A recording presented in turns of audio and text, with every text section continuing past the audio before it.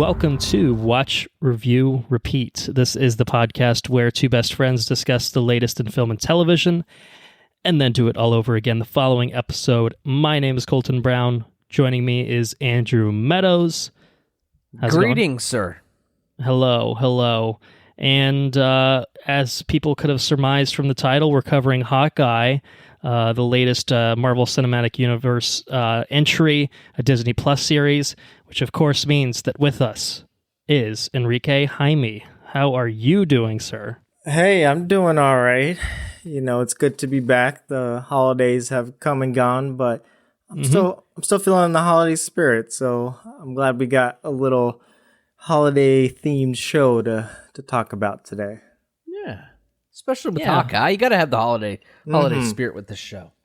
Definitely, it's it was like the perfect series to put out around Christmas. Yeah, it's gonna be fun to talk about it because I guess it's been a week or 2 weeks maybe since it wrapped up, all 6 episodes. But it's pretty fresh in my mind, and you know.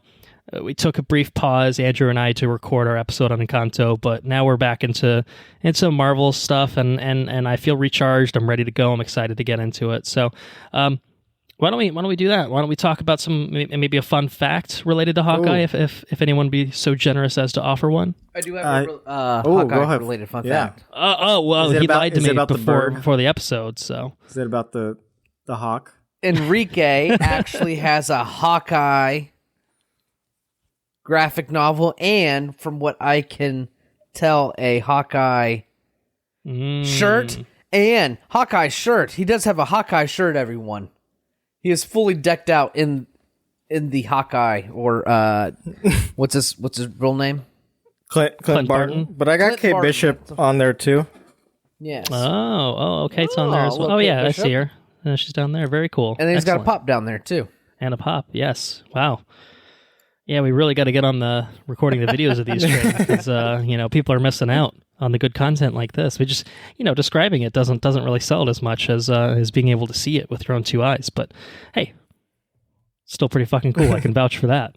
Still very cool. Well, that's very fun. How about anyone else? All right. Any other fun facts? As Andrew clearly stated, I came to play, and so. We already mentioned the 2 Hawkeyes up there, but we cannot forget possibly the most important character in this whole TV show, Lucky the Pizza Dog. Oh, of course. And, but of course. I'm sure we'll talk about him, but I was like, I need to know more about this dog. Who is this dog? And now I know. His name is actually Jolt. He's a golden retriever, just like inspired by the Lucky in the comic book.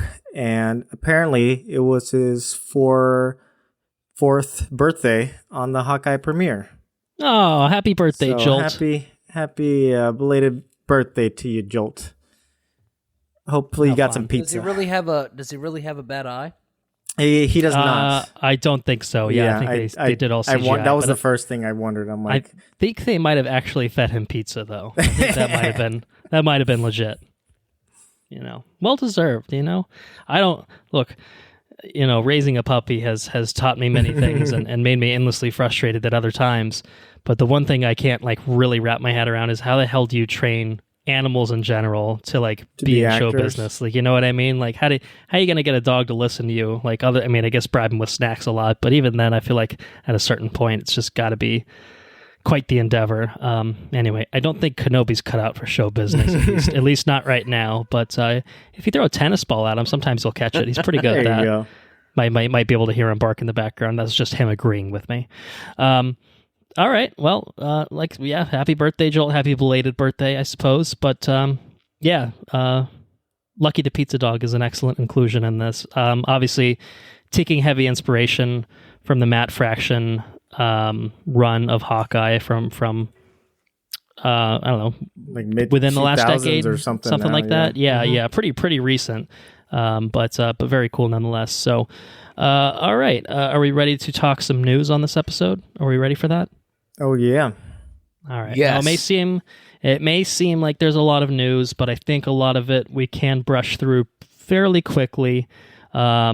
maybe some entries, not as much, but I think that we'll be able to get to talking about Hawkeye in due time, and not too much time, I guess I'll say. So we'll start with the classic sad piece of news. Unfortunately, Betty White, beloved Betty White, unfortunately passed away at age 99, just 2 weeks shy of her 100th birthday. People had I think it was a magazine cover ready celebrating her 100th birthday, and it was just, man, so close to the century mark. But unfortunately, she didn't quite make it there. But fortunately, she leaves behind, just an incredible legacy. I have my Paul Rudd policy, obviously. If you don't like Paul Rudd, then I don't like you. Betty White, I think, almost kind of fits into that same tier of just such an affable person that if Betty White rubs you the wrong way, then what are you doing with your life? Is kind of how I feel about that. You're not the right way if she rubs you the wrong way. Yeah, exactly. You got a few screws loose or something. But Betty White was 99, known from many, many projects. I think principally the Mary Tyler Moore Show and Golden Girls, I think, are probably the two big TV shows where I think she had great long running roles. Betty White's someone who her heyday was certainly before I existed, before I really was conscious of things. But she kind of persisted, into the modern era as well, even as an older woman. So it's just really incredible what she managed to achieve in her lifetime. So anyway, I wanted to say rest in peace on my behalf, and I'll turn over the microphone if you guys have any other Betty White things to say. Feel free. No, rest in peace to the legend. And let us not be sad that she didn't make it to 100, but let us be glad that we got 99 years of Betty White, That's 99 years and 11 months and 2 weeks, you know what I mean? Right. So that's not bad. That's not bad at all. That's a life right there. She obviously led a life and had an amazing career. And even recently, you'd see her in cameos and things. I think of the cameo in Community not that long ago, which was pretty great. Yeah. So just seemed like an awesome human being all the way around. Without a doubt. I think she won, I think, a few Emmys throughout her career. I'm not sure what the exact count is, but just widely recognized, widely beloved. Just a real titan, honestly. So it feels like a Betty White's right up there with the guy from the Rolling Stones, Mick Jagger. Who's still kicking, but he's no spring chicken himself. Nothing speaks of mortality than folks like Betty White and Mick Jagger one day. You know what I mean? It's one of those things. You just don't think they're going to pass, and then one day you read it in the news that they are. You know what I mean? That they're gone. Sucks. Yeah. But the glass is half full. We got 99 years with Miss White. I don't think it. Who are we to deserve Miss White like we got? You know what I mean? Betty is. She blessed the face of the earth for 99 years. And I think we're all better for her. So. Even what limited exposure I have of her, she's right.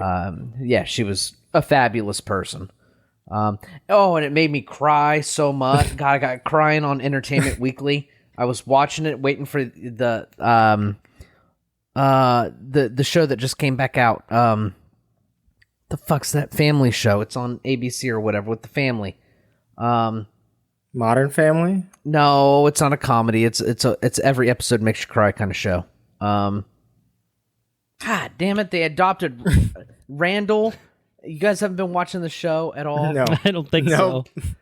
This Is Us. That's what it's called. Okay. Okay.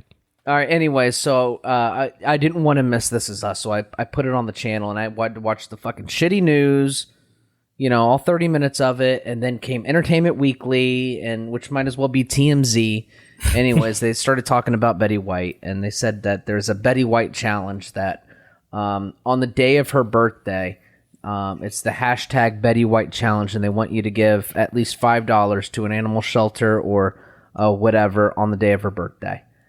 And it's just like, oh, hit me right in the feels. So I think I'll definitely be I don't think it's past her birthday yet, right?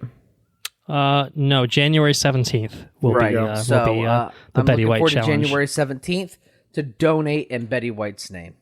Hopefully this episode is at least published before then. Otherwise, hopefully you stay in touch with things on the internet. Otherwise, it's you could do it after the 17th. Who cares? Who cares? But it's still going to the same place, even if it's a little bit later. It's no big deal. Yeah. But yeah, just to round things out, 21 primetime Emmy nominations, 5 total wins, and this is really just some sage life advice for everyone. And her interview with People last January, so just about a year ago, she told them that having a sense of humor is the key to a long and happy life. And I say, quote unquote, just looking at the positive side and not dwelling on the downside. It takes too much energy being negative. And so listen to fucking Betty White. All right, be positive. Have a sense of humor, and you better realize how good life is. I'm gonna live while fucking it's happening. forever, dude. Because before you know it, it will all be gone. It's also another quote from her. There you go. That was a 1999 quote. So 2 decades apart, she's still giving some advice. So unfortunately, Betty White has passed away at age 99. But we can all say rest in peace to her and celebrate her life. But let's move on to some news, which I guess is either good or bad, depending on your perspective. And we don't need to spend too long on this one, but unfortunately or fortunately, the Sony Pictures film Morbius has been delayed. Just 3 months. It was originally set to come out the tail end of this month, the end of January. It's now been pushed to perhaps the most appropriate date for a Morbius film.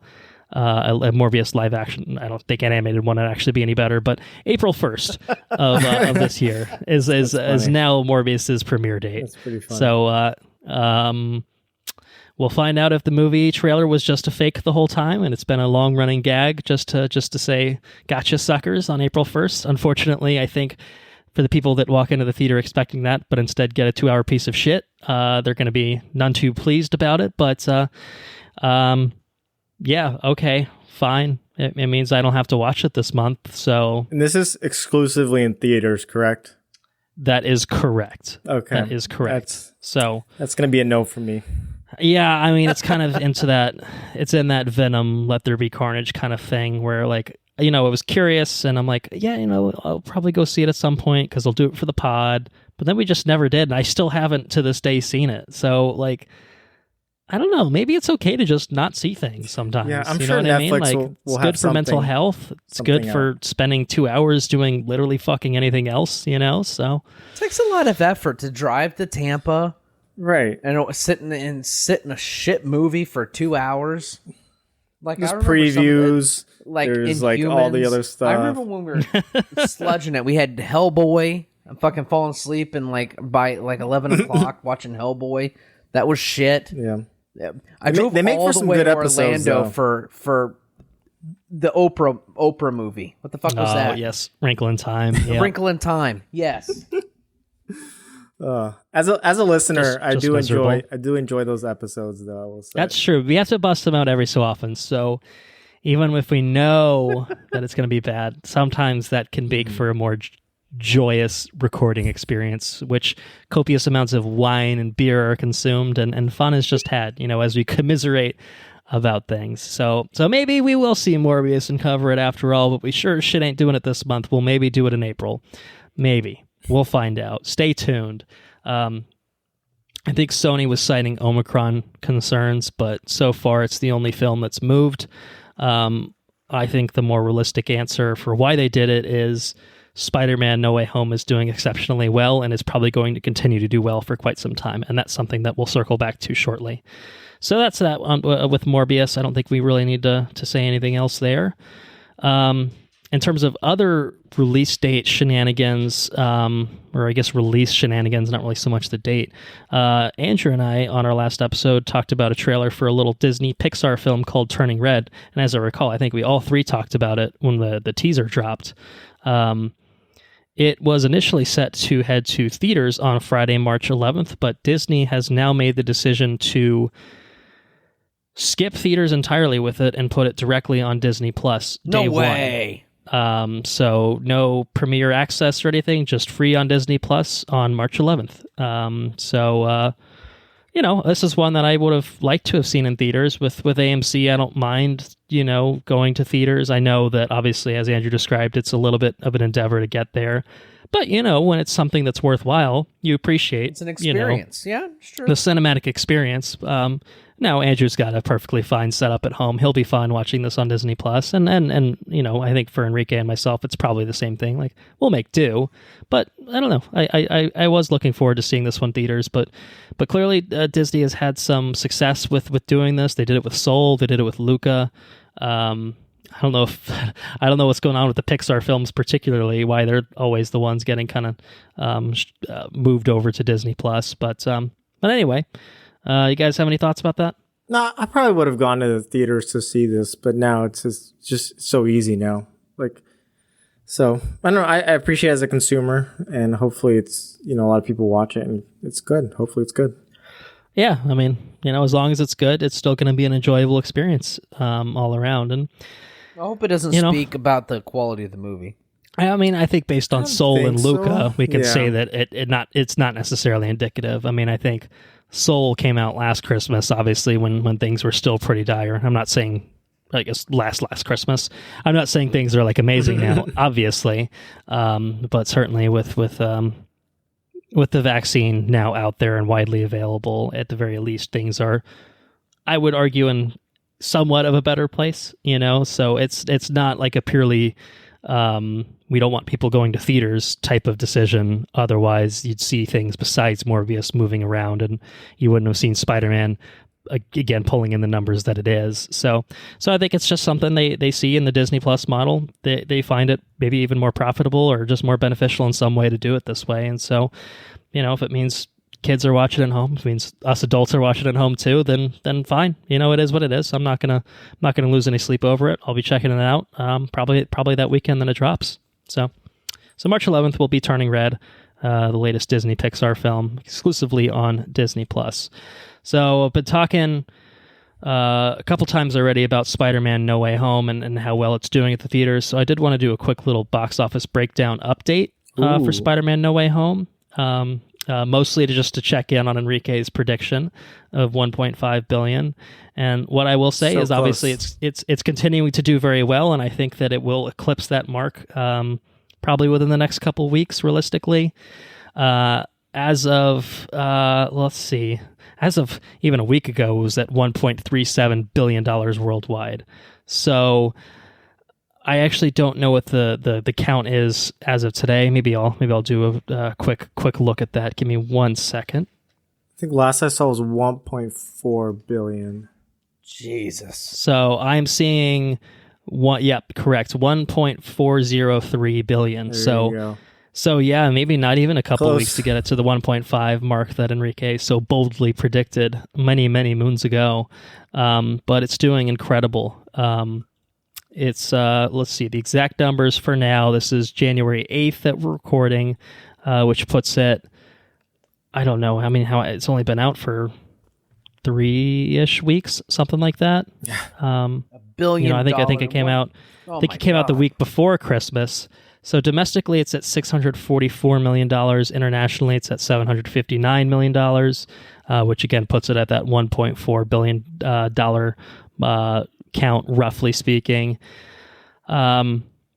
It's one of the highest grossing films in America, or in North America already. It's passed, I believe, the first Avengers. I think it's passed a lot of films. I think it's going to close in on probably close in on Black Panther even. I don't think it's going to hit Force Awakens type numbers or anything like that, but I mean, it's pretty incredible. I think it'll get to $700 million domestically, which is a huge, I mean, ridiculous figure. Any time, at any point in history, that would have been an amazing figure. To do it now, amidst a global pandemic, which is still, again, going on, even if things are, as I said, better. It's a huge factor that I'm sure is at least keeping a sizable number of people at home. But I've seen this 4 times now. It's just one of those things. I saw it the second time by myself. Then Anna wanted to see it the second time, so I went with her that time. And then one of our friends was just like, I'm going to see it for the first time. Do you guys want to come along? And I was just like, okay. Yeah. That sounds like a decent use of 2.5 hours of my life. I can do that. So it's every time I've been, it's been almost a sold out theater. So it's clearly getting, I would think, either a lot of first time business and it's just sustaining that because there's not a lot else that's coming out that's pulling in a lot of business, or it's getting return business like myself. I've now contributed 4 tickets worth of sales, by my lonesome. So pretty incredible to see, and so I think this does, again, lend credence to the argument that Morbius isn't moving because of, real box office concerns. I think it's moving because they want to clear the way and let Spider-Man make a little bit more money without cannibalizing their own sales. I think Uncharted drops next month, so that'll probably be the next, real Sony movie that drops that they're maybe expecting to do any sort of business. How much money that movie makes, we'll see, but... Do you know how subscription models factor into the box office counts of movies? I mean, I think they don't. Yeah, the actual. I mean, so. Officially, in terms of how they're listing the grosses, that's only purely theatrical. And how in terms of for WB for all the HBO Max numbers, AMC, our AMC membership. Every time you go, does it count as a? I think AMC is basically fronting the stub. Fronting the ticket, so whatever portion of the ticket stub itself usually gets kicked over to whatever gets kicked over to studios. I think that's still the case. It's as if you probably bought it at a box office. I think AMC's model is probably relying on the fact that most people don't get their money's worth out of it. I mean, obviously some people do, like you and I probably do. Right. We see 2 movies and it's already paid for itself, if not even more than that. But a lot of people, as with any other subscription-based thing, streaming services, whatever, you might have it and get hit for the $10 per month without even using it once. And, that adds up enough that it's clearly a model that's worth keeping around, plus the concession sales that people come in and make when they have an A-list or something like that. That's enough to keep the theaters afloat pretty easily. So anyway, I guess that's probably how it would work. I don't know that for a fact, but I think that's just kind of how it goes. So, yeah, I think that's probably a decent check-in on Spider-Man: No Way Home's box office take. Let's move on then to a thing that, technically we've already talked about it, so we may not need to spend too much time here. But the official teaser for Marvel Studios' upcoming Doctor Strange in the Multiverse of Madness, landing in theaters May 6th of this year. I said some incorrect things about this when we talked about Spider-Man: No Way Home. I don't think this is really a spoiler to say at this point because most people have probably seen that film by now, and if they haven't, well, this is now on the internet, so it's really not a spoiler. The post-credits for No Way Home was this exact teaser with some slight modifications. And when we talked about it on the Spider-Man episode, I was just like, yeah, I think this is 1 minute long. I think it's, I don't think they'll put this out. It'll be a different teaser that we'll get in the next few months. No, they just put up as a teaser, yep. Within a week of Spider-Man coming out. But I was able to pinpoint what it was that made it feel kind of oddly edited when I watched it on the No Way Home, and it's because there's no logos in it. So it kind of when it goes to the Marvel Studios logo, there's some music playing, but that was cut. And then obviously you get the title card in this and the release date, whereas all we got was Doctor Strange will return.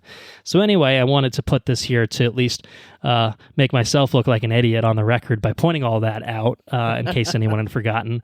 But also just because, you see things in the theater once or twice, maybe, you're kind of overwhelmed by it. You're not necessarily being able to see all the details maybe that you can you can if you can scrub through it frame by frame on YouTube, like many people choose to.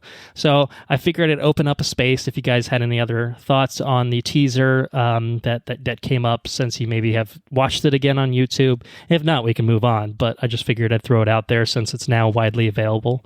Yeah, Andrew's the Doctor Strange guy, so you gotta let people know. It looks like obviously he's going into the multiverse. It looks like he's going to be combating some sort of evil version of himself. Potentially, maybe. Or maybe he goes to that evil Doctor Strange for help.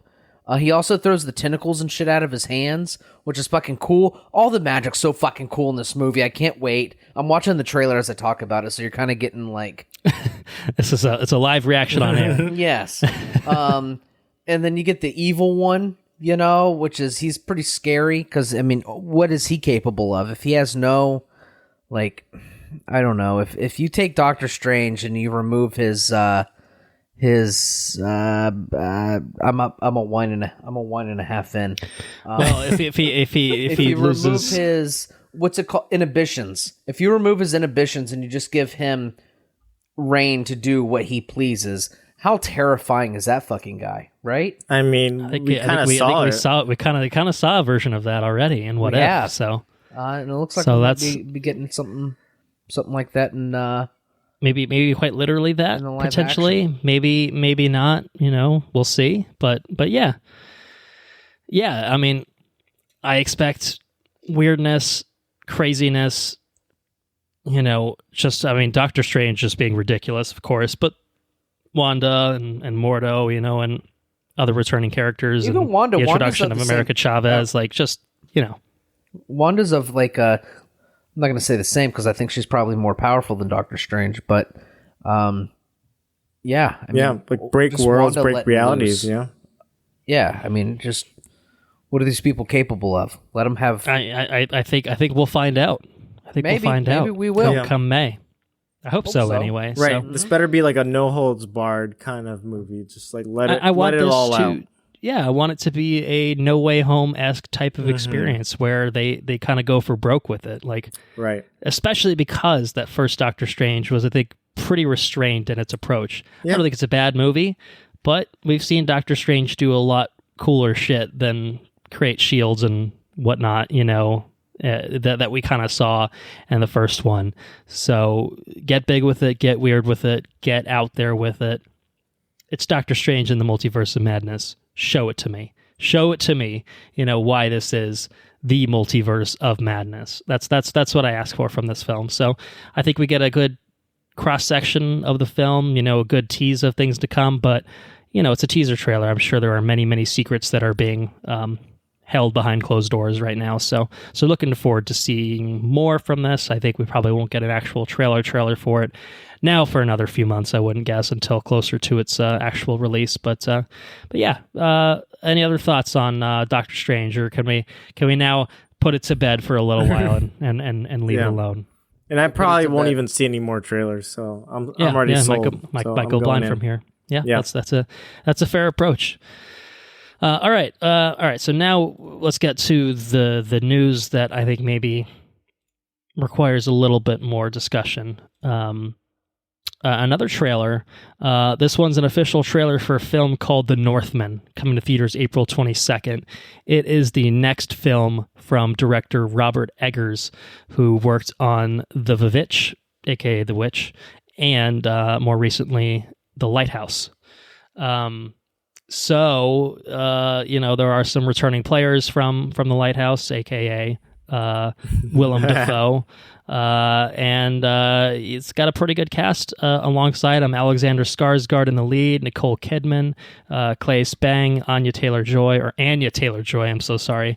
I'm still not going to get used to that. Ethan Hawke, and fucking Bjork, making a triumphant return to cinema after a long absence. So I'm just going to go out on a limb and say that this is 1,000% Andrew's shit.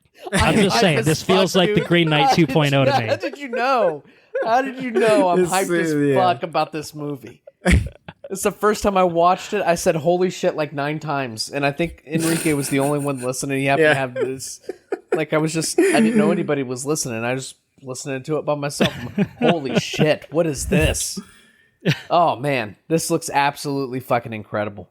Especially William Dafoe and his it's like his, talking to the little boy and his fucking man. Yeah, I am 110% in on this, and it's April 22nd. It's right around the corner. Right. It's almost like, did you see the movie with Mads Mikkelsen where he had one eye? Valhalla Rising. Yes. Did you watch that? I did watch that. It's been years now, but I did watch it. Yeah, it's almost like, I don't know, it's like that, but there's obviously a lot more, you have more characterization, because I remember that movie. It's been a long time since I watched that one.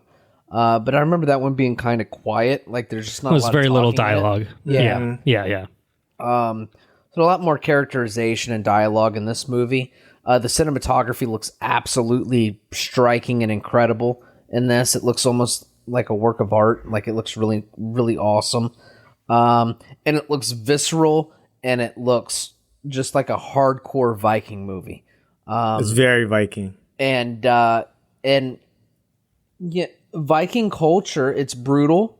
It's got a rich mythos, like there's a lot of stuff going on about the religion of those people and what they were about and everything else. I don't know if this is like a authentic thing, but it feels fucking authentic. Like, I mean, you got this Viking catching a spear out of the air and fucking throwing it back at the guys with his wolf thing, his wolf pelt. I'm hyped as fuck.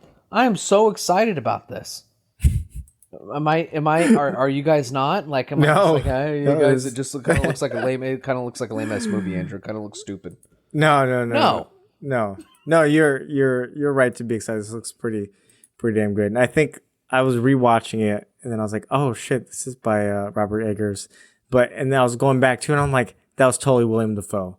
And I think there's probably two people that I'm like, if you show me crazy blank in this movie, I'm sold. It's William Dafoe and Jake Gyllenhaal. Like, very different kinds of crazies, but like, if you got crazy William Dafoe, oh man, that's all I need. So, but the rest looks pretty good too. Yeah, I mean, it seems that Willem Dafoe is probably a smaller part of this film, although I'm sure he's going to deliver in that part regardless. But I think even that little shot of him obviously is enough to be like, all right, okay, maybe I'm in. But everything else is enough to sell it too. It's not just riding the coattails of one Willem Dafoe. It looks fucking epic through and through. It looks like a. It's like there's movies that have been told this way before, where like a people remove, like the kid has his family murdered, but he escapes and he comes back to claim his comes back to claim his throne. Yeah, I feel like The Lion King. Is that The Lion King? Yeah, of course. No, it's that type of story. You know what I mean? So that's the fucking Lion King told with Vikings. How do you not about some that? Badass shit. There you go. Some badass shit right there. Black Panther, another one that could be along the same lines. So maybe it's a story that's been somewhat told before, but not like this, right? Who's the super ripped dude with the axes? One of the main guys, Skarsgård, right? Is it the main guy you're talking about? I'd have to. Maybe it isn't. Maybe he's just pissed off at the end of the trailer. I think it's Skarsgård at the end. That the big action shot. I'm not sure exactly. There might be someone else, but where he's walking with I guess he catches the thing and throws it back. I assume it's Skarsgård without actually looking to verify, because I'm not sure exactly. But yeah, I don't know. It's probably everyone going ham and being ripped as fuck in this. So I guess there are Vikings, right? So yeah, exactly. Anyways,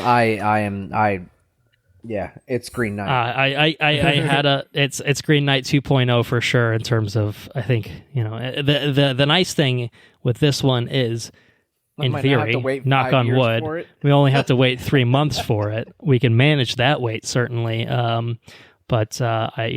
If it does get delayed for any reason, you can blame it on me for saying exactly what I just said. I'll take the rap for it. But there you go. But I'm excited. I think this is one that's it's definitely one that Andrew and I are going to make the trek for. So I'll be excited to to dig into it. I still need to see the fucking lighthouse, so maybe I'll do that before I do this, because I thought The Witch was great. Yeah, and obviously I think all three of them are very, very different types of films. You know what I mean? But it's clear to me that Robert Eggers is a very talented man. You might need director, subtitles so. For the lighthouse. Well, I think it might be on Amazon, so I can make that happen. Yeah, I think we rented it when we first came out. just so much yelling in thick accents. Like, let Neptune strike you dead, Winslow. So good. It's actually really good. It's a really great film. It's just like so out there, but if you know it's your type of thing, it's good. Could you imagine like going to visit some destitute lighthouse and coming upon William Dafoe as the lighthouse keeper? Come on in, yes. You know, he's just fucking just a thick beard and just I'm out of his fucking mind. What a movie. You need to watch it, Colton. It's a spectacular movie. Turpentine and all that stuff. Yeah. Good stuff. Lighthouse. Yeah. All right. I'll check it out. I will definitely do that. So let's move on. We got two more pieces of news, and they tied in together, actually. So the first piece of news is that Colin Farrell is going to be reprising the role of the Penguin in an upcoming spinoff series landing at HBO Max, and a spinoff of the Batman. That's kind of all I have to say about that, which is cool. No word on whether it's a prequel or sequel. I guess, we could probably determine that fairly definitively in just a couple months. But we don't know if this Batman goes on murdering sprees or not. We don't know that. That's true. We don't know where he's at with his no killing stance. So that's an interesting question mark. I think this is an addition to another spinoff that they're doing with the Gotham Police on HBO Max as well.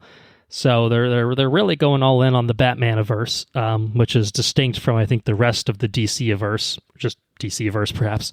But anyway, the man's going to have to be buried in makeup for many hours every day on set. Good for him, I guess, being a trooper for that sort of thing. I'm excited to see his interpretation of the Penguin when we do get the Batman.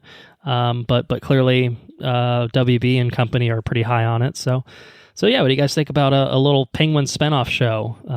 Maybe better than the Penguin we got last time around on TV in Gotham? Well, I was going to say, I would honestly watch a spinoff show of Danny DeVito's Penguin.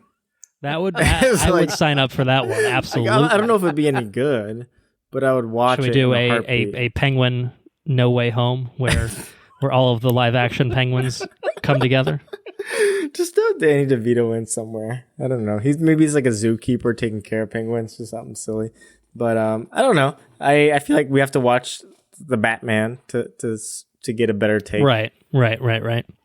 But what say you, Andrew?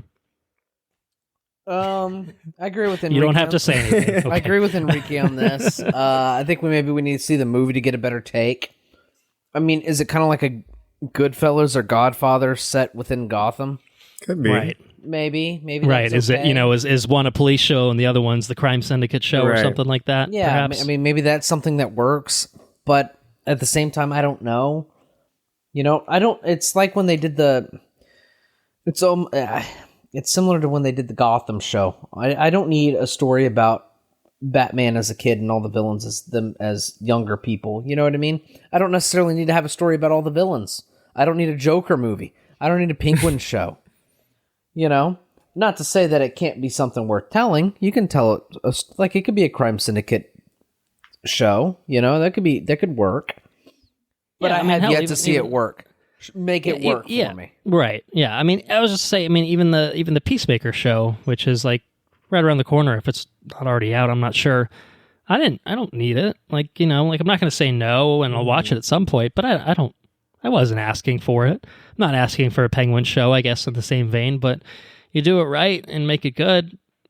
All right. It can work. It's just not something that on paper I'm going to be really, really jazzed about. Like whereas obviously, if there's three choices for me to make a show, if I'm a producer, I wouldn't say, bring me that Penguin show. I want to make that Penguin show. Right. You know? Right. Not to say that it can't work, but it could work, you know? So. It could work.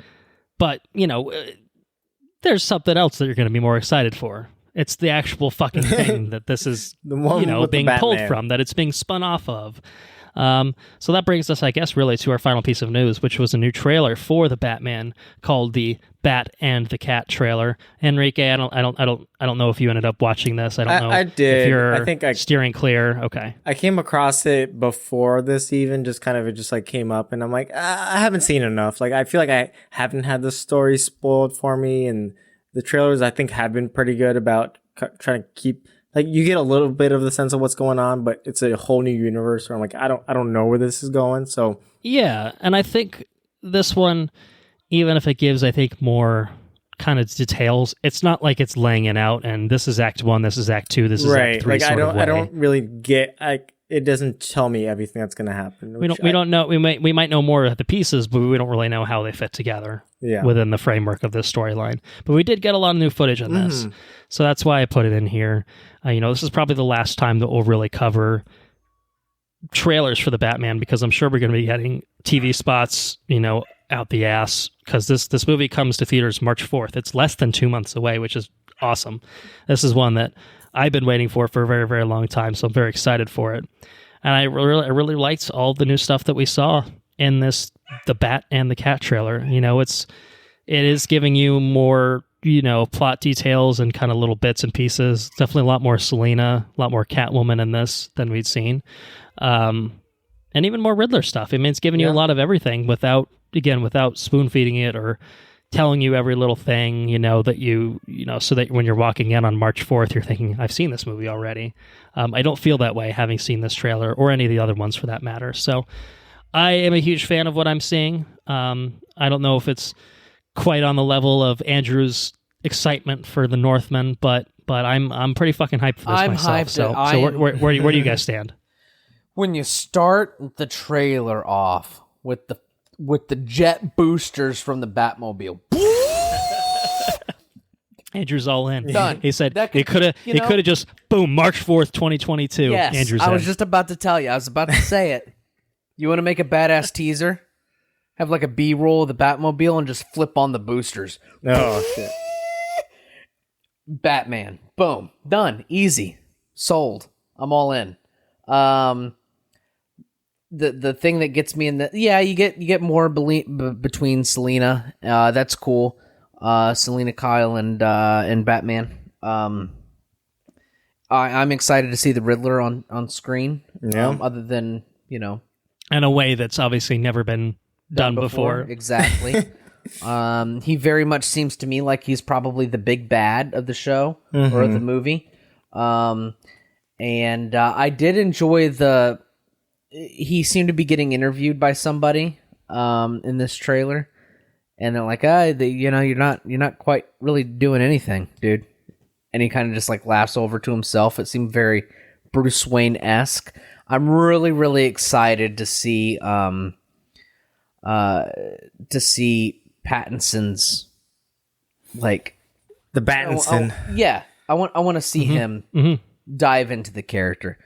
Because Lighthouse, I mean, I think I don't think I'd seen him in a lot until Lighthouse.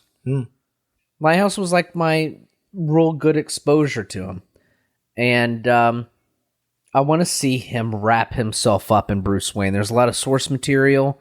I think he's really going to nail it. I really have a lot of high hopes for him as an actor to nail Batman, to nail Bruce Wayne, and I think he's probably going to be.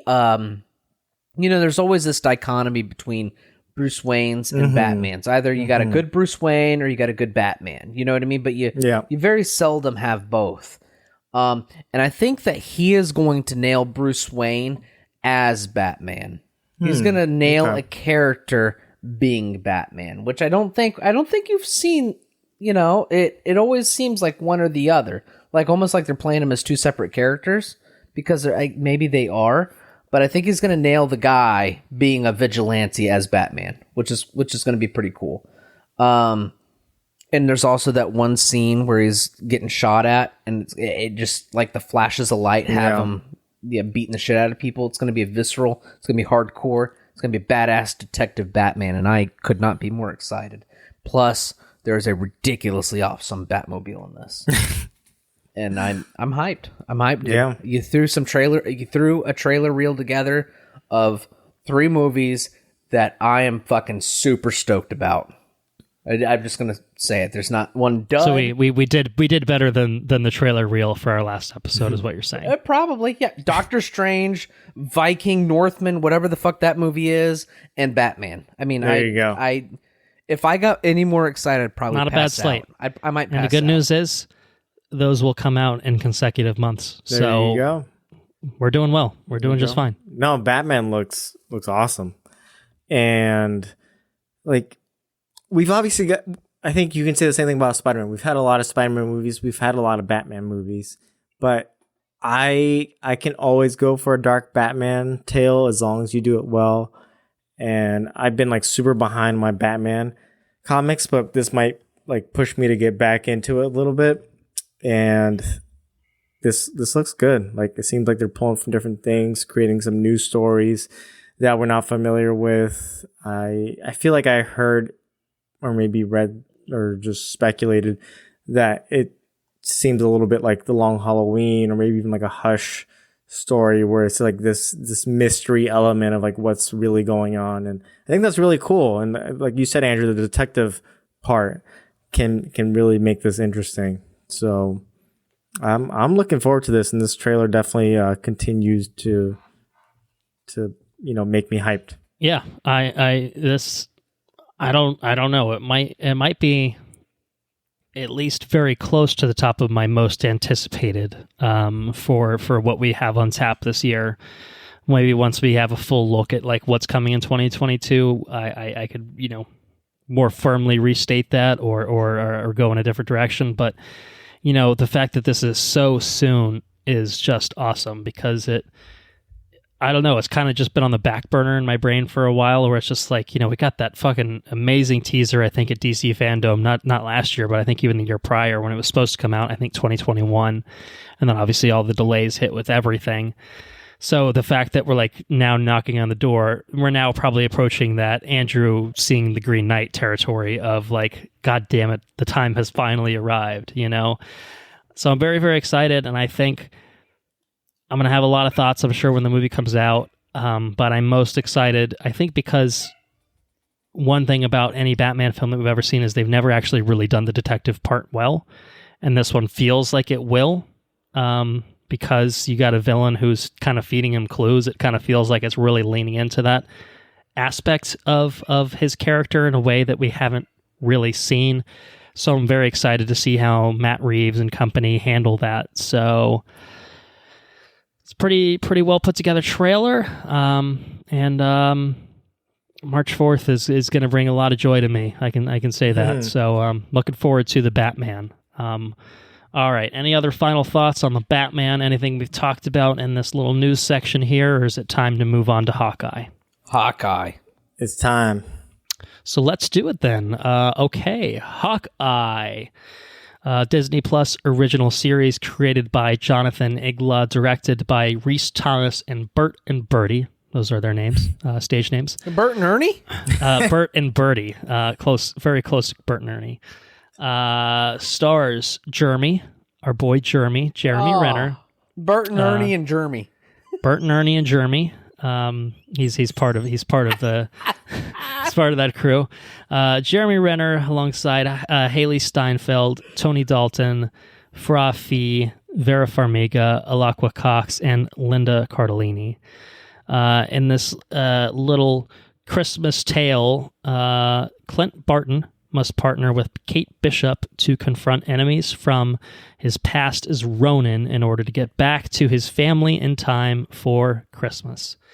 So, I think we watched it around Christmas. I think you guys maybe watched the finale together, if I'm not mistaken. We did. I was down in Florida. It was the Wednesday, I think it came out. Right. So just a few days before Christmas, I guess, when it wrapped up, and you guys got to see it. You get to spend time at Andrew's and Sarah's and catch this. So it was a great pre-Christmas experience. Yeah. So we got 6 episodes here, centering on really Clint and Kate Bishop, principally. Also throwing a few surprises and other things at you throughout the run. But what do you guys think about Hawkeye? How does it compare to some of the other Disney Plus shows that we got earlier in 2021? How does it stand on its own? What'd you guys feel about it? So, as Andrew clearly pointed out, I had come into this being a pretty big fan of the source material, and I had read the Matt Fraction, David Aja, Matt Hollingsworth. I'm forgetting someone, so I don't want to. Any woo. Full credit where it's owed. There you go. No, because this is a big. So I had read this back. Not when it came out, but probably a little bit afterwards, like a year or two. And it was, aside from some of the Marvel cosmic stuff, is probably one of the arcs that got me back into comics, especially Marvel comics. So I highly, highly recommend this run. And it's one of those things that, is the book or the series better? It's probably still the book, but I did like this series quite a bit, and it takes a lot of inspiration from the source material, probably more than a lot of other movies or even Disney Plus TV shows have done so far. Like this, the logo is straight from it. Like the art style, the colors, everything is like really paying homage to it, and I think it does it well. And so, I guess I like the comic book itself is obviously great, and it's both like a Clint Barton and Kate Bishop story. So I like that they focus on both characters as well. And a lot of the main characters from the comics end up coming into this. And there's changes here and there to make it fit within the MCU. But I definitely very strongly recommend the comic book. It's just an easy, like fun read that you can do. The art style is very different. Like the colors are amazing. And the story is like just incredibly well done. So I came into this very hyped for the TV show and kind of having high expectations too. And I think for the most part, they lived up to most of those expectations. And like I was saying, like you got to bring in Lucky the Pizza Dog. Like if you didn't bring him in, that would have been like a very big red flag from the get-go. But as a series, I think it's a lot of fun. I think this is the best Jeremy Renner's been in the Hawkeye series, and Haley Steinfeld is a fantastic addition as Kate Bishop. And there's obviously some other characters that we'll talk about, but it's called Hawkeye, so the 2 Hawkeyes you got to talk about, and I think they're both quite good in this. So I very much enjoyed this take in this holiday version of Hawkeye. How'd you feel about it, Andrew? So I thought it was fucking awesome. I really liked it. Really enjoyed it. Okay. Yeah. I 110% enjoy Haley Steinfeld. I think she's pretty cool. She's pretty cool, huh? She's very cool. Haley Steinfeld is. we haven't done that in a while, so little Haley throwback Steinfeld, there. Yeah, Haley Steinfeld is very, very cool. She's a very talented actress. She has a really good chemistry with everybody on set. It seems like she just seems like a natural. It actually, I was scrolling through her IMDb before or while you were talking, and it makes me want to watch what's that movie? I just had it. It was like a True Grit. It makes me want to watch True Grit. Oh yeah. She was fabulous in that movie, and she was just a kid. Back in her younger days, yeah, for sure. Yeah, she's a very talented woman. And like I said, the chemistry is great. Up until this point, I really didn't have, the powers of Hawkeye, or Hawkeye's abilities, I should say, because I don't necessarily think he has any, powers. Yeah. No, he's just a dude. He's just a dude. But he shoots real good. He can flick coins. The abilities of Hawkeye and how he fits into everything have always been like a what? Like why is he Like this is the guy that you choose to pull. You know what I mean? I just don't quite get it. Anyways, same thing with Black Widow. You know, like these are the stakes, and these are the people that you're choosing to pull from. And it's always been like, okay, whatever. But I feel like in this show, it fit perfect. You know what I mean? Like it felt like a perfect avenue for it felt like a Daredevil, you know what I mean? Or whatever. It felt like it felt like a grounded Marvel story. And I really enjoyed it. I enjoyed the twist of Christmas, like he wants to get back to his family to Christmas. I enjoy I'm just going to say the sacrifices that of what it takes, and like the way it chooses to the way the story chooses to tell the audience and tell Haley Steinfeld's character, like these are things that you have to grapple with, if this is the lifestyle that you choose. You know what I mean? These are the sacrifices that we make as a hero. These are the things that we put aside. You know what I mean?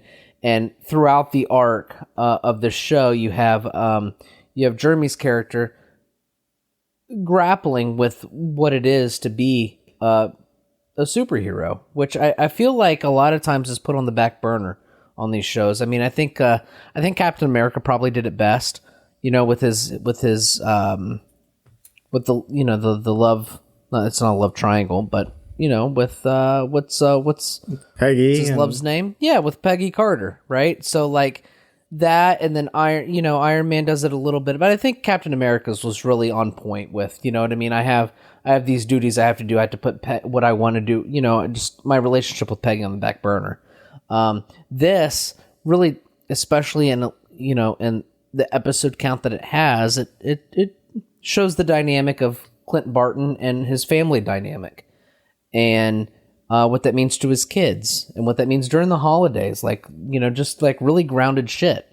And it shows how he can be a hero to just a person, you know what I mean? Just anybody, and how the inspiration grows and flourishes into another person.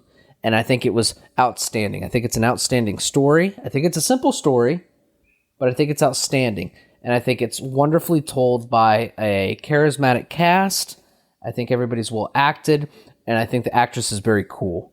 And that's my period in it. I think it was a lot of fun. I thoroughly enjoyed this fucking show. What about you, Colton? What do you think about it? So I had a fucking blast with Hawkeye. I really enjoyed every episode of this show.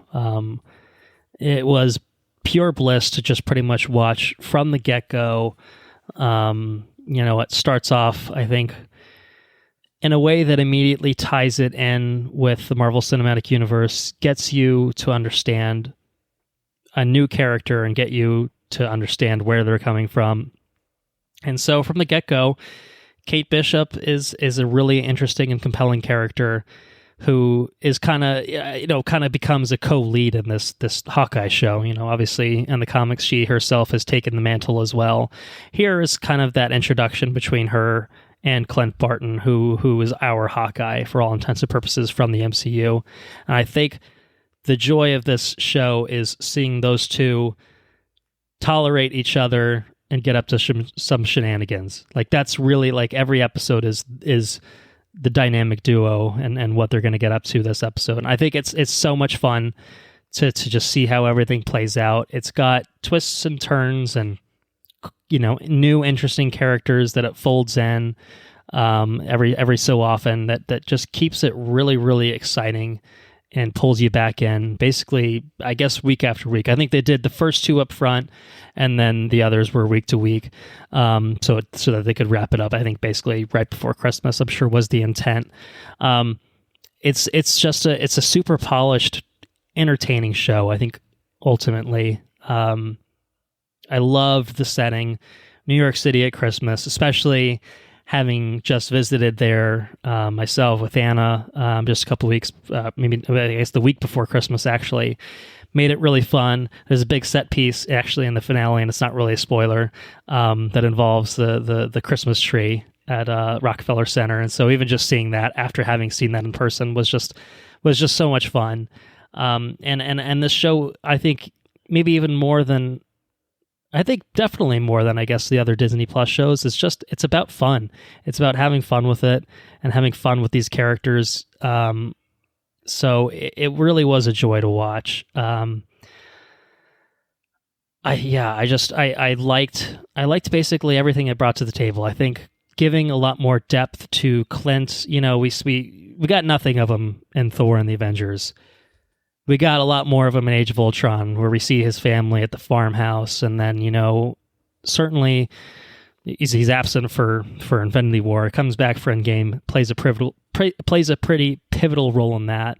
And this show really picks up the torch from that, of what did Clint Barton do in that 5-year time span of the blip, and what is the impact on his personal life. It very directly ties into that, hitting on his past as Ronin and what that means. And I think it's a really interesting character study for Clint, who is now reunited with his family, but of course he's still a superhero, and, you know, when shit goes down and he gets embroiled in something that he really doesn't want to do, you know, he's got to do the right thing, because that's just kind of who he is as a person.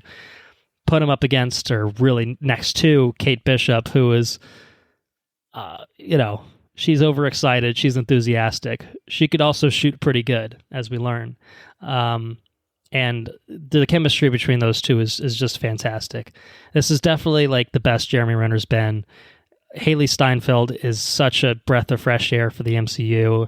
I always appreciate, I think, when, you know, these days, you know, like it's not bad to be in a comic book movie. Like, it's like a rite of passage in some ways. And so when like Marvel Studios gets some really, really talented people, some upcoming actors and actresses in, it makes me excited, because we know that they're going to have big plans for them.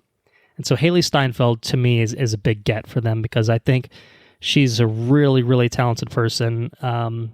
As an actress, as a singer, we don't really see any singing abilities on display here, as far as I remember. But she's excellent in this, as basically the co-lead with Jeremy Renner. Just huge, great added presence.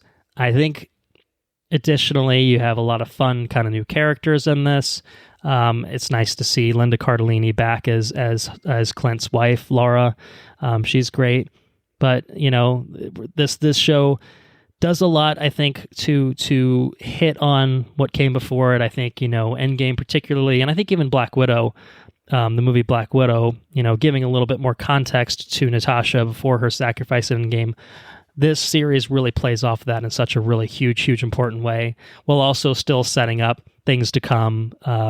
It introduces a character by the name of Maya Lopez, who's getting her own series in the future. So that's just another little wrinkle of it. Maya. Echo. Oh, okay. Echo. Okay. The Echo series is going to be focused on her character.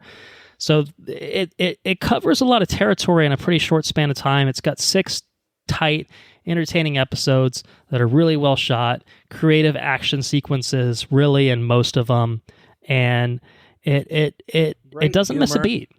Great humor. It's very funny. It's very entertaining. It's very fun. It's just, it doesn't miss a beat. There's not a lull for me in the series. I think that, I don't know. I think that it might be, for me, the most complete package that we've gotten in terms of the Disney Plus series. And, you know, I'm not going to, maybe it's my favorite. I don't know. We can get into that. But I do think that I can look at the other shows, and maybe with the benefit of hindsight, I'll feel the same way about this show. I don't know. But it's been a couple weeks since we finished, so maybe not. I feel like the other shows I can point to, well, this episode I didn't really like as much. Or this is something I didn't really love. It was fine, but I didn't love it. This one, there's not really one thing in it that I'm so concise, super down on. It's, you know, boom, I think it's story. Yeah, and I think it could have been a 2-hour movie and it would have been fine. But I think as a pretty tight 6-episode package, it uses the format, I think, well enough. By, you know, a lot of the episodes end with like a oh shit kind of thing, but not in a way that's like frustrating to wait for the next week. It's just kind of teeing up what's to come, and then, you know, pulling back the curtain in some ways. I don't know. Something about this one just really, really, really nailed it for me. I'm with you, dude. I had a good time with it. So I don't know. I mean, I don't know if there's any other adjectives or other things I can throw out to describe how much I enjoyed it, but I really did just have a blast with it. It was such a fun time with this, and I don't know. If you guys have any other non-spoiler thoughts, please feel free to cut in. Otherwise, we'll have plenty of things to talk about in spoilers, but I can get in a recommendation whenever you guys are ready for that. Yeah, no, I think we all enjoyed the show. All right, so recommendation-wise, how much did we enjoy the show? That's the question that brings us here. Was it a very yes show, a yes show, a totally fine show, a fine show, a shithouse show, a shithouse show? I guess you could just shorten that to a shit show. What do you guys think? Is this upper tier, Disney Plus stuff, or is it, where does it stand? It's a very yes show for me. It's a very yes show for Andrew? Yes. Okay. I think this is a superhero show that you watch, like you want to get into Christmas spirit. I think it's very much a Christmas show. I like the Christmas angle on it. It's definitely, I mean, I could see myself revisiting this more often because it's like it's just a perfect little Christmas thing, I'm not saying it's as easy as watching a 2-hour Christmas movie, but hell, you do it over the span of a few days, it'll be fun. It's like 4 hours, thing. That would be stupid. If every Christmas season we look forward to watching Hawkeye, that would actually be amazing. Pretty great. That would be fucking awesome. I'd be very happy with that. But like I said before, you could just rewind everything I said earlier. I think it's an excellent story, told with a charismatic, passionate cast, and I think everybody on board did a very, very good job with the show. It seemed like a very much a labor of love, it was just a lot of fun, and it was a very awesome show to watch. I'm glad to have watched it. I think everybody has something they can find and enjoy in that show. Very yes. I think it's an excellent 6, and the biggest thing is 6 episode count. That's probably the biggest thing. It doesn't overstay its welcome. It tells a story, gets it done. There's multiple arcs within it. But every arc is tight. It's well contained, and it's just a tight story told very well. Yeah, and I think pacing wise, both Falcon and Winter Soldier and Loki were both 6 episodes each, but they didn't feel as cohesive as this one did to me, which is interesting because I think like Loki was. I think both of those shows were directed in their entirities by a single director. This one I think was split. I think Rhys Thomas did 3, and then Bert and Bertie did the other 3. Ernie might have been involved at some point too. I'm not sure. I can't speak on their behalf, but it. I don't know. It just came together so well. Each episode fed into the next one in a satisfying way. So yeah, I'm just adding to that commentary, I guess. But anyway, don't let me keep going. I'll be here all night. Henrique, where do you stand recommendation wise? No, I think going off on the 6 episode arc, that might be the one thing that I kind of wish the show did differently. I kind of wish it was a little bit longer, like 8 episodes, like a little bit more, or like 6. So you wanted more? 6 1-hour episodes, which is obviously a praise to the show, but I think it left like some of the story beat elements, I think it closed everything up mostly well, but I think the ending in particular is where I think of was like things seemed a little rushed to me, like just trying to fix everything up in like the last 45 minutes. So that's probably my biggest criticism of the show, is that there's so much in there. Like you introduce a new Hawkeye, you introduce Echo, who's going to get her own spin-off series. You introduce a character from a previous movie. You introduce a character from a previous show. So there was a whole lot in there. So you had a big task, and it might have benefited from having another episode or two even to fully like let those ideas simmer, or even like lead them on to their next show. And that's probably the only thing that I can think of that like kept me from enjoying the show like to the 100% that I wanted to. So I've been thinking about like, how do I rate this show? I had a lot of expectations going in. So I think just because of that, it keeps me from just being that like very S tier. It's like just below what I would expect from that very S tier. So I'm going to still say it's a yes. It was a crazy, enjoyable, fun time. And I really enjoyed it. But like few things there that kept me from being like the perfect show that I wanted. Okay. Yeah. Well, I'll just get it out of the way and say that I think it's a very yes show. I mean, I just had so much fun with it. It just is, you know. I'm just giving very yes to all the MCU stuff. Basically, is where I'm at with my life. But you know, I'm having a ball with all of it. I can't lie. You know, if there was something that really didn't hit the mark for me, I would say as much. But this one in particular, you know, I had very little bad to say. Although what I will say is I do agree with you, Henrique, because I understand that there are aspects of it that could seem rushed. And this is obviously something we'll be able to flesh out in spoilers without dancing around things. But I do understand that there's a lot that does kind of get thrown in there without maybe giving it the full depth that you could have given it. But I think there's enough there that it still works for me. So I'll leave it there because it's going to make way more sense when we can actually just talk about it without getting without pussyfooting around it. So I'll say very yes. So you've got two very yeses and a yes. I think those are all high recommendations, which is to say you should watch Hawkeye on Disney Plus if you haven't already. I know it's technically past Christmas, but there's not a bad time to watch this. Yeah. And if you like it, then you can just rewatch it around Christmas, as we talked about, and it'll be great. So anyway, why don't we do it now? Let's do full spoilers for Hawkeye. Let's do it. All right. Where to begin with Hawkeye? Do we want to just jump around? You know, we could probably flesh out, I guess, the thoughts on the other characters that make their appearance if we want to do that. We could talk about Rogers the musical. I'm open to suggestions. We can go wherever we want. Let's we don't have to stick to a timeline, but maybe start from the beginning. So some Rogers or kind of the intro stuff. Sure. I'm fine with that. I mean, I talked about it a little bit in non-spoilers, but I thought setting Kate's introduction in the Battle of New York was a really easy but compelling way to set up her character and kind of set off this fascination with Hawkeye, the only character apparently in the entirety of the world that actually seems to care for Hawkeye, as evidenced by Rogers the Musical.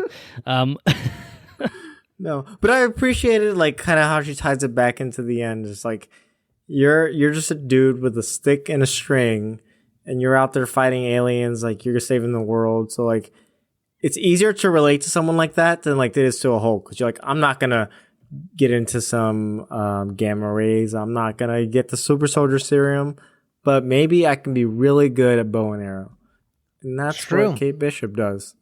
She's good at bow and arrow. She's good at archery. She's good at fencing. She's good at gymnastics.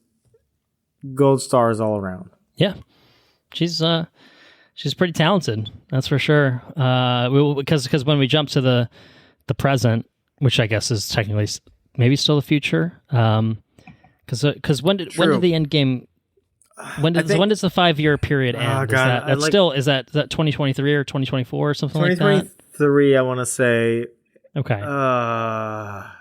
The timeline gets a little confusing, around there, unless you really have certain things mapped out for you. But I think this is supposed to be just not that long after, a year, 6 months, a year or so. It's pretty shortly after Endgame. I think also slightly after most of No Way Home. I think because No Way Home is seems to be 6 months, after, fallish, of whatever year this is.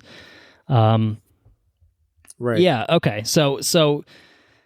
So yeah, I mean, when we see Kate Bishop in the present, she does the thing on her campus where she shows off where I think it's the campus. Maybe I'm wrong, but she shows off her skills with archery and knocks the bell down in spectacular fashion. Knocks the whole fucking bell tower down. The whole tower. Right. Yes, I stand corrected.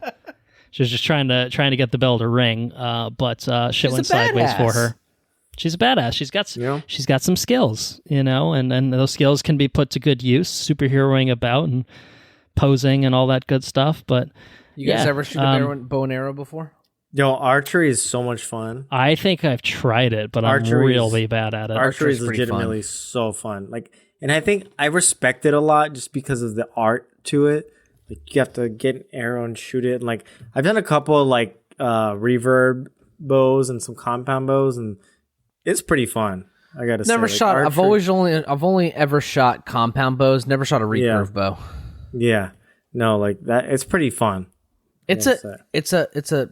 I mean, it is. That'd be a great hobby to have, right? No, it's. I agree. I think it is an art form. Like, you know, it takes a lot of skill. It's skill that's been around for literally thousands of years.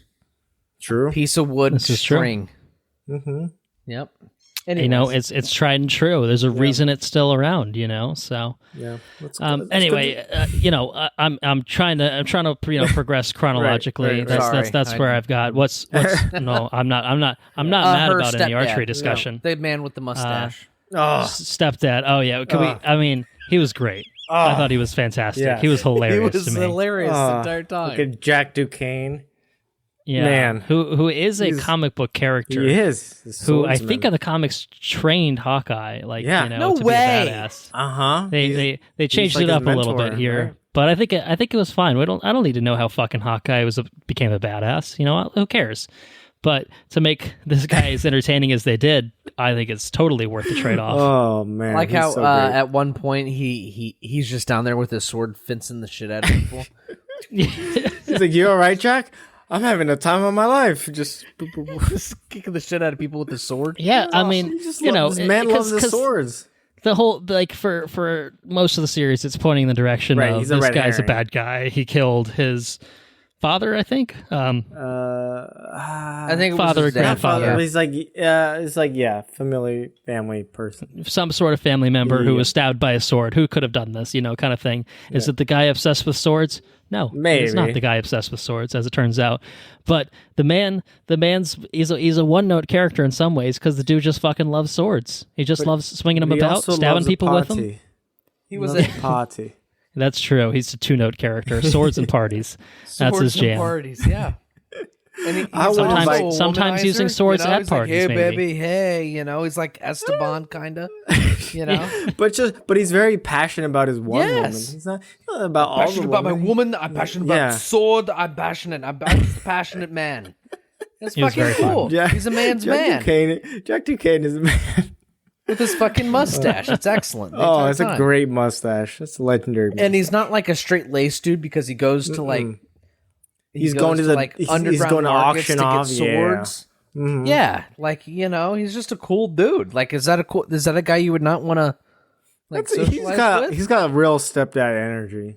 Like, he's reading those books, about like how to be a good stepdad and all that. Like, he's just a passionate guy. Mm-hmm. I'm 100% on board with his character. Oh yeah. I'm also on board with LARPing. LARPing is excellent. You wanted to do it, didn't you? I kind of wanted to do it. Like, if I can find a LARPing group, I would. I would watch the Northman, and you're close enough to major metropolitan areas. Right. There's got to be a Tampa or Orlando. Be a Tampa one. I don't think Sarah would marry me if I went to LARPing. That's a conversation that you'll have to have privately. You don't have to answer to us, unfortunately. Otherwise, Sarah, we'd say go I'm for it. thinking about joining a LARPing group. What's that? Well, let me show you. Let me show you the segment of Hawkeye. It's actually it'd be pretty active. Pushes up glasses. It's live action role playing. I feel like you get a good workout in it. Like, they're going pretty hard at each other. Yeah, you got to get in shape for the wedding somehow. That's the way to do it. One day of gym, do some LARPing. And like, you set up some quests and shit. My Fit 45. So this is like workout program where you have to do something outside for like 45 minutes. My Fit 45, I'm going LARPing. Let's go LARPing for 45 minutes. Hey, I mean, you'd probably be at it for more than 45 minutes, too. Remember when you were a kid and you would just, like, go to town for, like, Colton, however long? Do you remember when we were kids and I speared you in the back with that PVC sword? Yeah. Fucking PVC swords. There you go. It's basically LARPing. Those were awesome. We were basically LARPing. Yeah. In a way, yeah. Or we were Jack Duquesne about with our swords. one or the other. That was a great scene. That's one of my favorite scenes. Like when Hawkeye has to get his Ronin suit back from the LARPers, just the way they do it, it's like very grandiose and cinematic. And Jeremy Renner just like he's just like very nonchalantly just like killing everybody like with his fake sword, and he's like so easy. And everyone's like really taking the effort, and he's just like wiping down everybody. And then he gets the grills, and he's like, "Oh, come on, man, just give me the suit." And he's like, "No, you gotta sell it. Just let me kill you." And they make this whole spectacle. Like that was fantastic. I really enjoyed that. Yeah, that was very funny. One of the better examples of the humor just firing on all cylinders for the series. But the fun thing is, like, all those characters kind of recur throughout the rest of the show in a way that I didn't really see coming.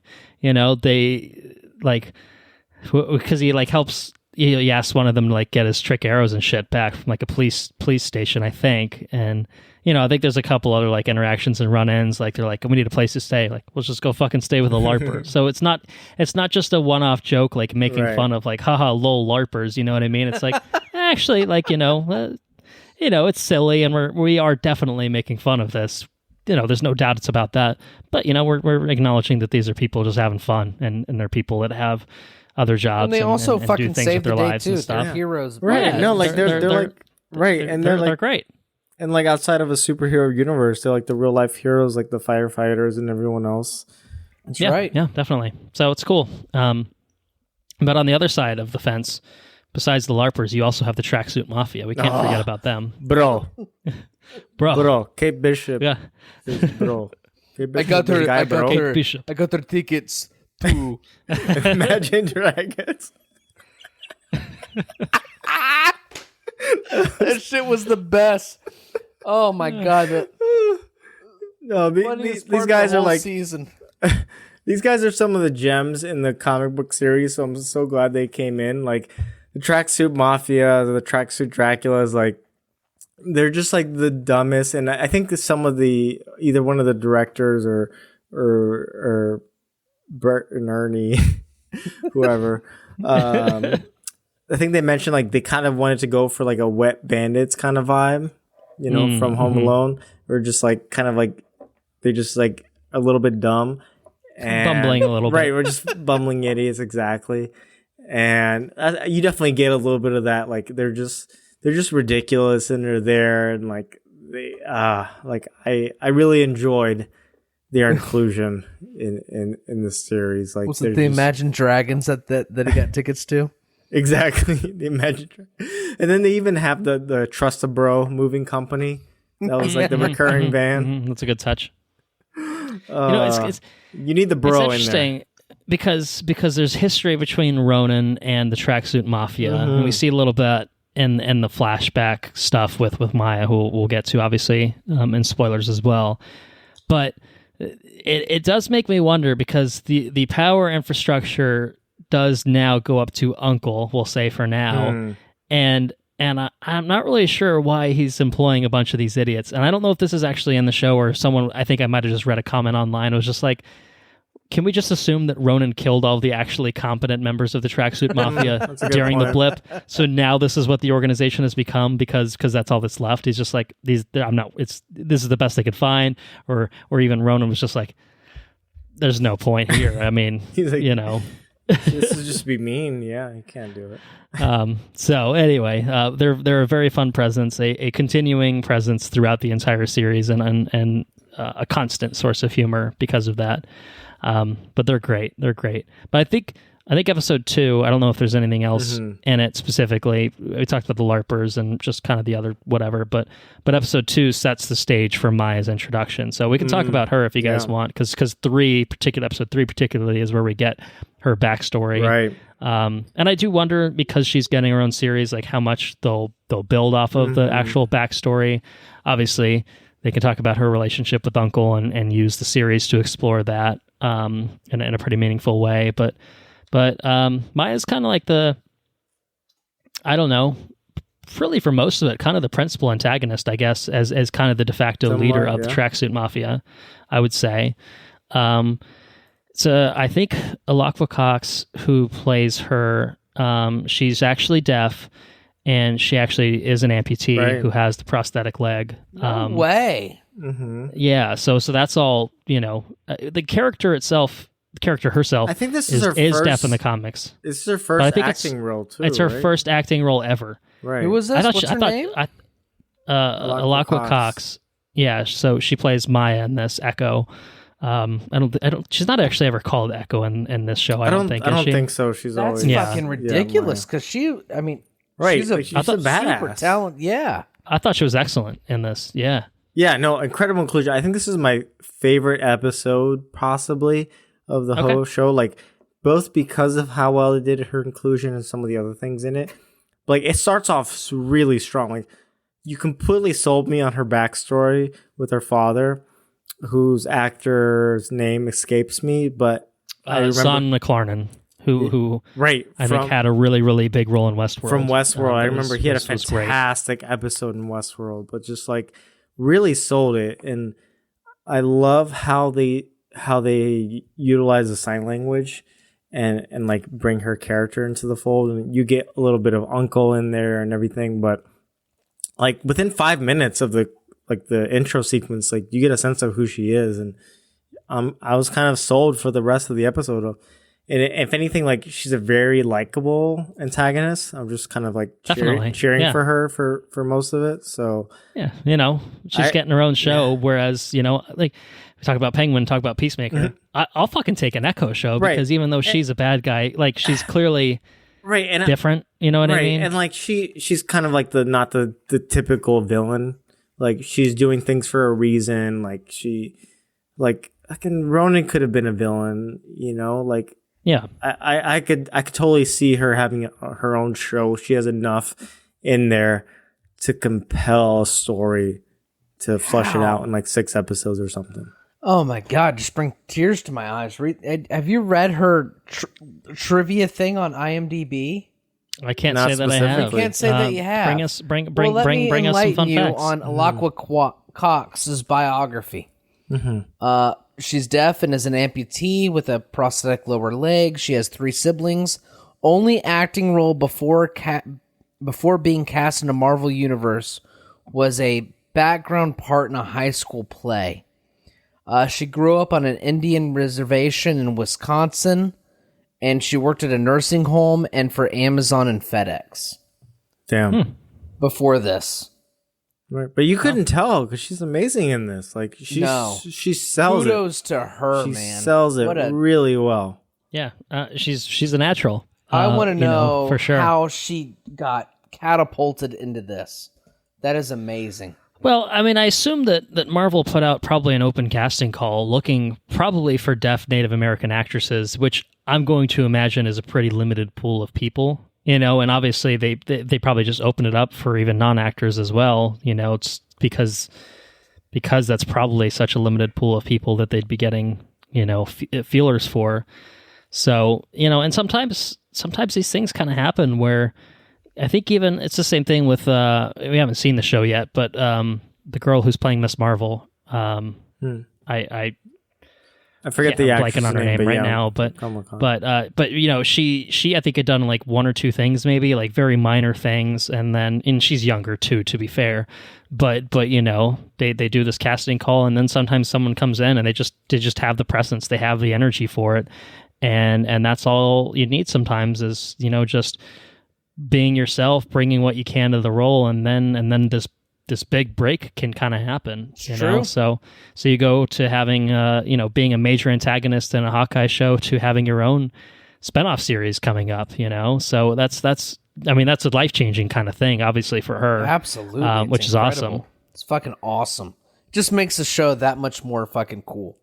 But it's great because I think that having this character who is actually deaf, and I think for the character itself, I think the prosthetic I think is just a carryover from the actress pulling into the role. But like, why not? You know what I mean? It's awesome to see that sort of representation and authenticity in terms of the casting process. I like that they did that. And that also, I mean, I think that the sign language, the ASL and stuff was really, really well done. But the nice thing about it is and this is something I'd actually kind of hadn't really thought about until I was thinking about Maya's character, is Clint is also hard of hearing in the show too.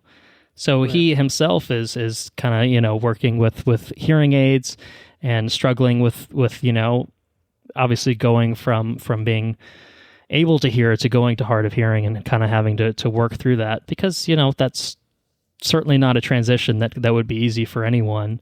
And I feel like the show does a really, really great job of showing kind of what that would be like, what, you know, for Clint particularly, but also just, you know, at the same time showing like how someone like Maya is, you know, it's not holding her back in any way. No. You know what I mean? Yeah. Mm-hmm. And even when she has conversations with like Kazi, you know, it's basically just in sign. You know, it's just kind of showing meaningful relationships, even amongst antagonists. You know, that you know, you can just talk to each other. It's like totally normal. It felt like such a great representation of deafness, of hard of hearing. I don't know. I thought it handled all of that really, really, really well, in a really touching sort of way.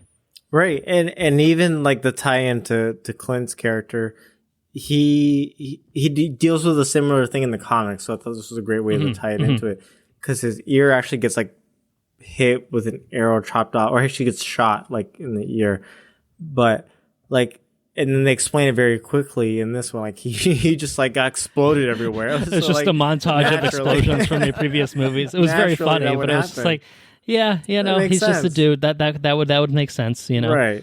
But I completely agree. Like, I thought they handled this really well, and this is kind of where you just bring in an actress and a character who like you could have brought someone in who was like able to hearing to do this, but why, when like you have an amazing person who can do this, who understands this experience. So I thought like, and it makes it makes the acting so much more authentic. Right. And I think overall the casting for all the new characters in this series particularly, like, have been great. Like, I have no complaints about any of the casting. It's so cool.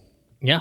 I thought it was really fantastic how they integrated all that and very naturally, you know, without, you know, it just felt very seamless how every character would interact with another character, you know, even like Clint and Kate, you know, was really, really something. And it might be the next episode. I can't remember specifically, but it's the one where Hawkeye's, I think, youngest son calls on the phone, and like Kate picks it up, and Clint really can't hear, you know, what his son is saying. So Kate's kind of being the intermediary between them. And it was just like, oh man, that hit me like right in the feels. Yeah, it does. When that happened. You know, just to see that, you know, play out, and Kate just being so fucking good about it was just awesome. So yeah, is there anything else in like episode 3-ish? I really think that was like the big Maya episode, setting up her backstory, which again, I think that they'll explore that more fully in her series. But I think that's really all I have on that. I mean, chronologically moving forward feels like... I think the last thing about the third episode was the big car chase scene. Oh, that was so well shot. They do a nice oneer. Oh, that was awesome. I love that. That was amazing. Like from the whole, like as soon as they get out of the compound and they get into the car, which is a cool scene with... like it was really well done, like, and the trick arrows in particular were highlight. Like, you get to see some of them before, and like, you know, Hawkeye's done some trick arrows and things. Oh, the trick arrow is a big thing in the comics. Yeah, no, like they go really into it. They don't have the Pym arrow. So that was a really nice touch. Fucking awesome. Right. So that was an awesome really coordination of just like shooting up and having a giant arrow come down. But no, the trick arrows are a very big thing in the comics. And I really like how they switched a lot of the roles in this. Like a lot of the things that like Kate does, Clint does in the comics, or vice versa. Whereas, like what? Specifically what? They talk a lot about, or not a lot, but they have a specific conversation about the boomerang arrow.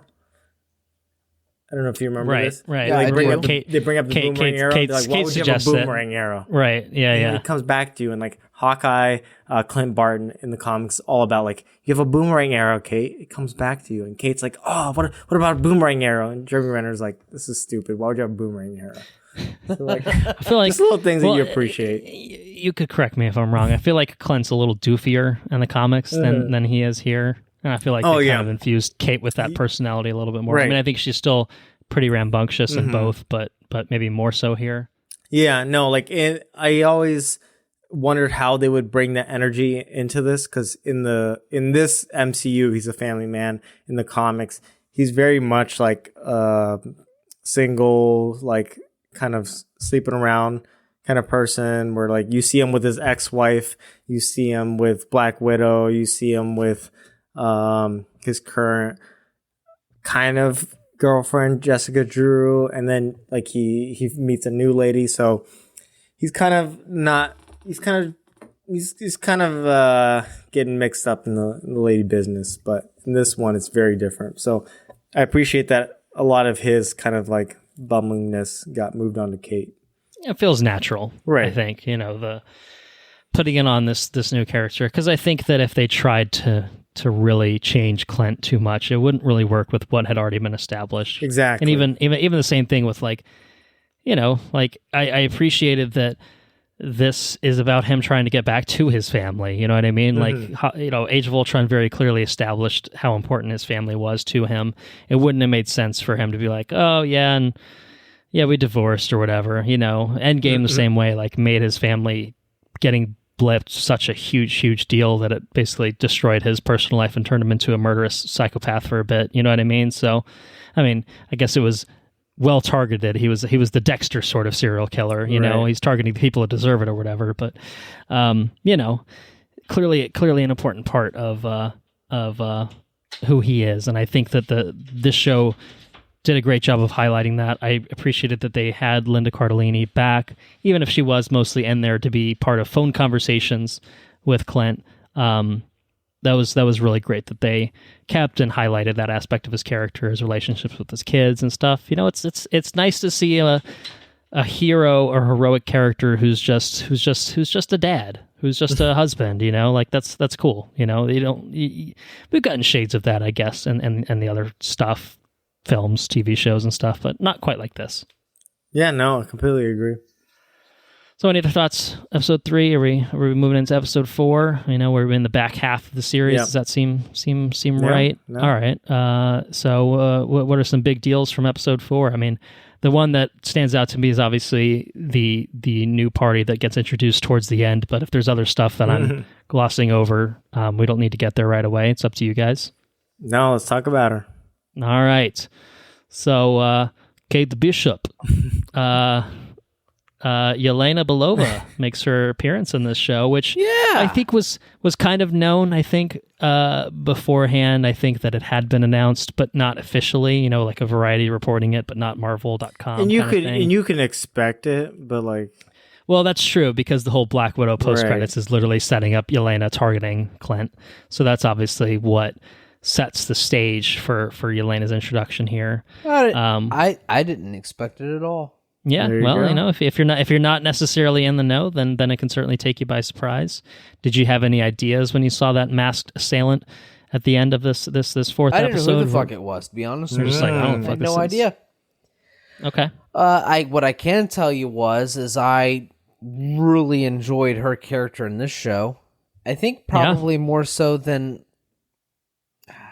Maybe I just enjoyed it because it was a continuation of the character. Well, I mean, I think that you got a lot of her in Black Widow. That's true. This series is better than the Black Widow movie. I mean, I don't think that's a crazy take. You know what I mean? So I feel like Yelena was a standout of the Black Widow film, even if you didn't love the Black Widow film. Like, she was a high point of it. It's maybe some of the other stuff that wasn't great.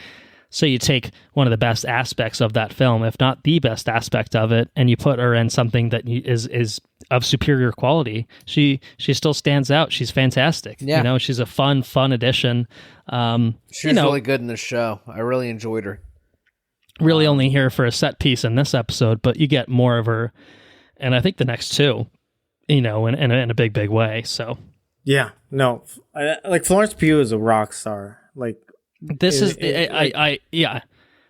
This is what I'm saying. You know, you get Haley Steinfeld in the MCU, like awesome, that's fantastic. Right. Florence Pugh is right there with her. You know what I mean? Like huge cool up and coming star.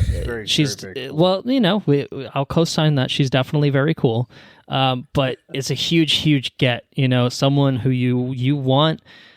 I mean, if we're looking at a future in the MCU of Haley Steinfeld and Florence Pugh like teaming up, right, or you know just shooting the shit, and I mean, you know having the sort of banter that they have, like oh my god, dude, we're it's going to be an embarrassment of riches, you know that we're going to be seeing in the years to come, because it's not only cool, but it's just entertaining, man. Like these two on screen are fucking awesome. The characters themselves are like set up to be, you know, huge players. Like Yelena's basically Black Widow 2.0. She's taken over Scarlett's role in a sort of way where she's a totally different character, don't get me wrong, but she's definitely positioned to be kind of that sort of figure. And the same thing with Kate, where yeah, she's totally not Clint at all, but you know, she's got the skills. She's got the skills that are requisite to being a Hawkeye. Holy shit, her boyfriend's Brad Amid. Zach Braff, yes. Her boyfriend's Zach Braff. Yeah. It's a little bit of an age gap there. It's a little questionable. What are we going to do here? She's fucking defending it according to I think she's defended a few times. We'll see if it stands the test of time, and then she might look back in and think, well, you know, what are you going to do? But hey, you know, who are we to judge? I mean, still questionable, don't get me wrong, but whatever, man. You do you. They're both adults. They're both adults is what I'll say. It is true. But no, like you is there an age gap between me and Florence Pugh? Not that much. Not that much. Not as much. Zach Braff's, that's for sure. I feel like Zach Braff is approaching his 50s quickly, so it's a little bit of a different gap. Half your age plus 7. That's the standard rule. I don't believe that they pass. I don't believe that they do. I'm just saying. Zach saying Braff, it for all of us. We're all thinking it, and I'm just putting it on the record. Half your age plus 7. That's a reasonable. I think all three of us are good. So we're thumbs up. We're thumbs up on that front. But anyway, I think Henrique is trying to say something. No. And like MVP of most scenes that she comes in, just kind of like steals the show. Probably for most things, but specifically in this definitely in this. Yeah. Like Florence Pugh is great. I wish she had shared some scenes with Jeremy's Hawkeye. You know, like she obviously did kind of in the very end, but like just not enough. You mean? Yeah, I guess it's a little bit more like you go into Black Widow, you like get a lot of the history. You have however many movies with Hawkeye and Black Widow, and like they have a big history. And at the end of Black Widow specifically, they're just like, oh yeah, and like Hawkeye killed her, so like what are you gonna do? And I was like, this seems like a very like I don't know, I just wasn't very sold on it. That's an oversimplification of things. Just like I would say. And this guy killed her. I don't know. So I appreciate how they resolved it in the last episode, but I did like the intro of like she comes in, there's this conflict, and Clint's just like, oh shit, there's a Black Widow assassin. I'm officially got real so far. Everyone's in over their heads right now. Like this is like this is not, like we're not fucking around anymore. Like this is not some fun time like Christmas activity. Like this is serious. Yeah. So that was good. Yeah, that was really cool. What was also really cool, besides Florence Pugh, as Andrew might say, is the way that they revealed that Yelena was blipped. True. That was intense. That was a big reveal there, wasn't it? Yeah, which makes sense. You know, it makes sense that Widow, or you know, that Nat would really kind of be in the state that she was in. I think. That's how the Zach Braff timing works out. If you had 5 years into that equation, then he might be good. He might be good. Out. You know, just add. Yeah, that's the Zach Braff math. That all checks out. But no, just even like because she's in the bathroom, right? Yeah, and then like she blips, and then you kind of see like the paint and everything kind of warp as she like returns. And like because we saw was it Monica did the same, Monica Rambeau, she blipped in WandaVision. It was just kind of like she came back in like the chaos of the hospital, like looking for her mom. Like, your mom died like 2 years ago. Like, what? Like it was a really jarring, impactful kind of thing. And this was kind of the same way, not because of like what happened afterwards, but more just like seeing it from that perspective, because we kind of really hadn't seen it like that, of someone disappearing and then suddenly coming back as the world around them has changed radically. That was a really, really cool way of depicting it. It was great. But I think the high points, I think, of episode 5 particularly, was a big reveal at the end. We'll get to that. But I think also, I mean, just Kate and Yelena in the apartment, mac and cheese. I don't know what else they're talking about. Sriracha in there. Yeah, I mean, sriracha. Mac what do I go do? This is my first time in New York. Like, what am I gonna do? Those two were so much fun together. It was, man, just great chemistry. Having those two together, I mean, it really is just an unfair advantage. Like, just put those two in every future Marvel project. I know they got other little acting roles they got to deal with, but man, they're just awesome together. And allowing them to kind of have this space and time together was just so fantastic and such an excellent choice. Anyway, there's any other thoughts on episode 5? Other than, like I said, kind of the big reveal at the end, but just other stuff. I mean, that's really setting the stage for episode 6 in a big way, right? And probably feeding back into, I think, probably what your kind of criticisms were. I think for the show in general too. I did like how they like teased it. There's like Florence Pugh's. Like, I think this whole time, I don't know about YouTube, like, it wasn't a surprise to me that Kate's mom was like working with the dark side. Like, she seemed right. She's very sinister fishy the whole way through. Yeah, a little sus. Right. She was a bit sus the whole time, I think. Right. It's like, oh, Kate's mom's doing something evil. I didn't get surprised at that, but you bring in who she was working with, and was that this episode? This was the end of this episode. But like, they threw a lot of hints in there. So I think if they had not fulfilled it, it would have been a big letdown. We're just like, oh, it turns out Uncle is like some character we made up from, like, our imagination. It's Ralph Boner. It's Ralph from Boner. WandaVision. Right. So like, I think that would have been very disappointing. But you're like, no, it's the Kingpin. It's not only the Kingpin. It's Vincent D'Onofrio's Kingpin. Yeah, that one and only, the big bad. Man, I gotta say, I mean, Daredevil fans are eating good in the month of December between Spider-Man and now Hawkeye. I mean, I think it's still a question mark of what's the canon still. Like, we don't really have a good answer on whether the events of Daredevil happen and then the blip happened. Like, how does it all kind of fit in the continuity? But I think it's wise of Marvel Studios to recognize what works. Right. Don't, if it ain't broke, don't fix it. That sort of mentality, I think, is very smart.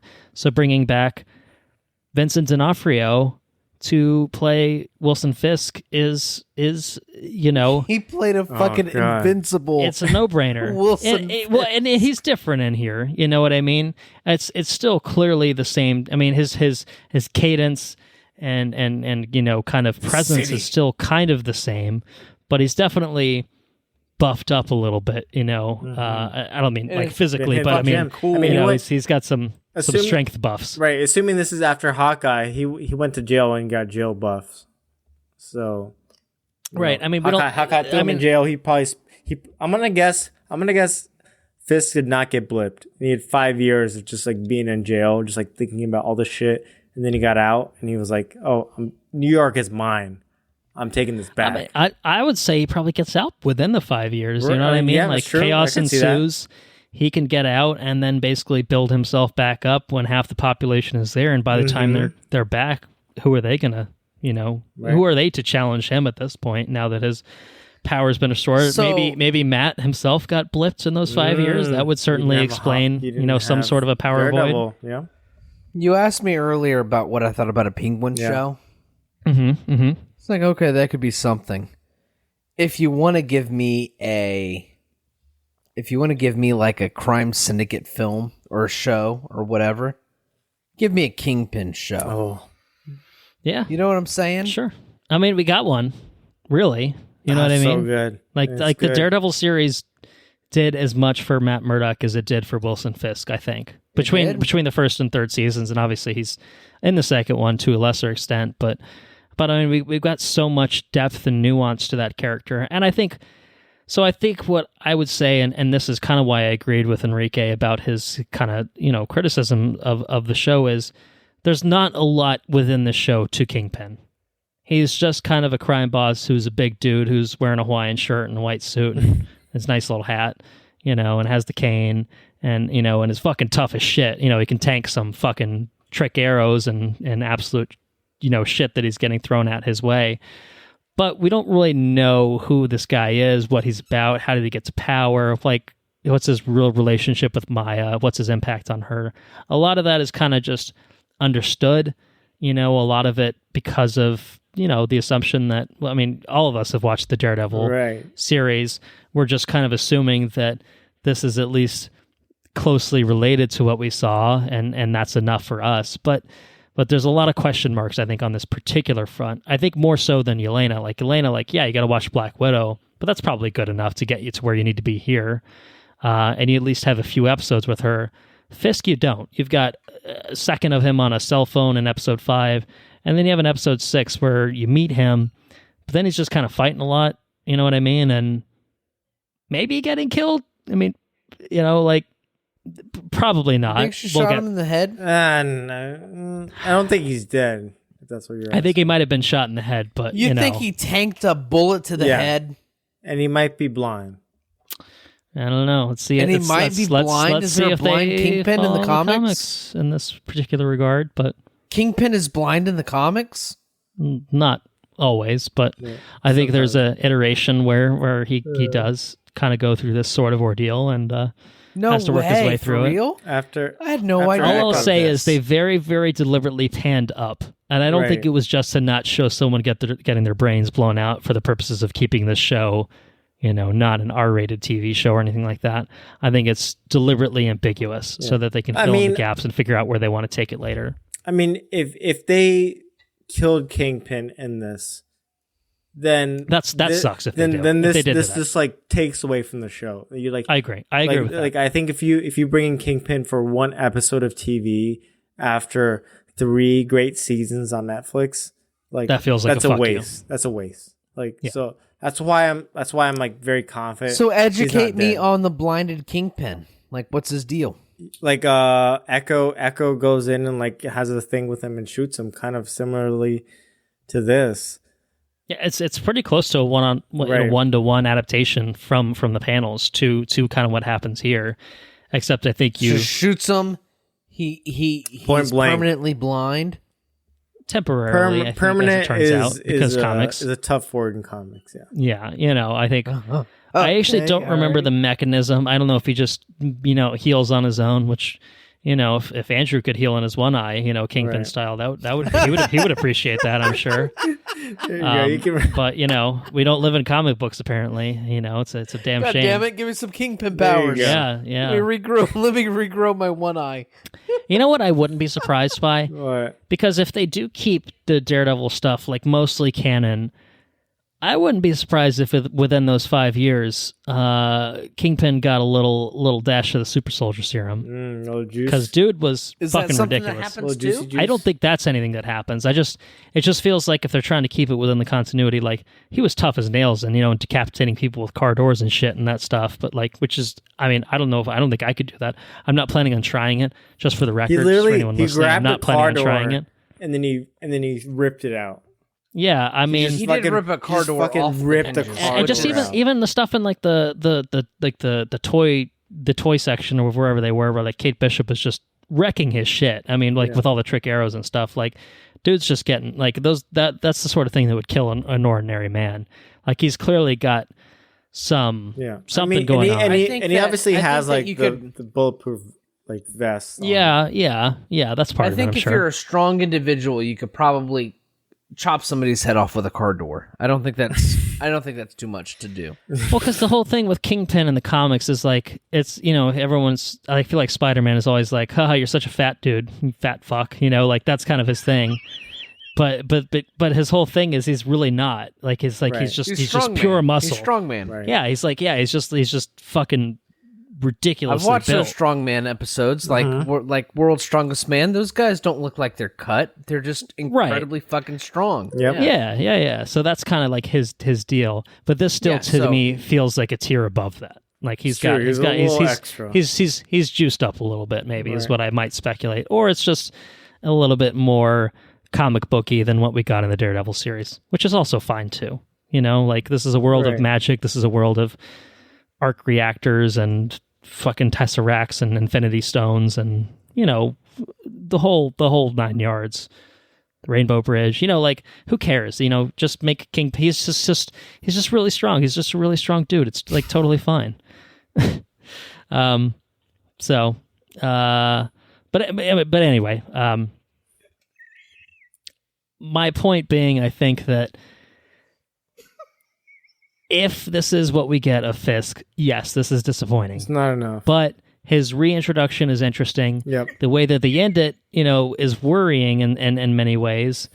But I do think that I trust Feige and company enough that they wouldn't do this without having a plan of some sort. So I think he'll be in the Echo series. I feel like he has to be like... I mean, definitely in flashbacks, I feel like to establish the relationship and maybe even heighten this confrontation, because we don't really have enough between Fisk and Maya in this series for that confrontation to have a huge emotional impact. It's more just the stuff that we see with her father, particularly, and knowing that he is, basically responsible for that. And he says it too. Yeah. He tells her that he loves her.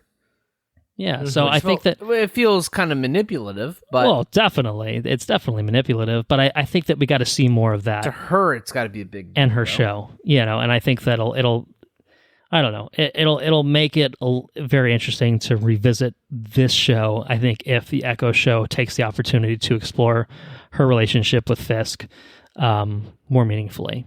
So I'm excited to see her show, because I think that even though this series, I think, covered a lot of ground that probably could and maybe still will be covered in her show, it's a good blueprint, it's a good setup and launching off point for where we're going to see her moving forward.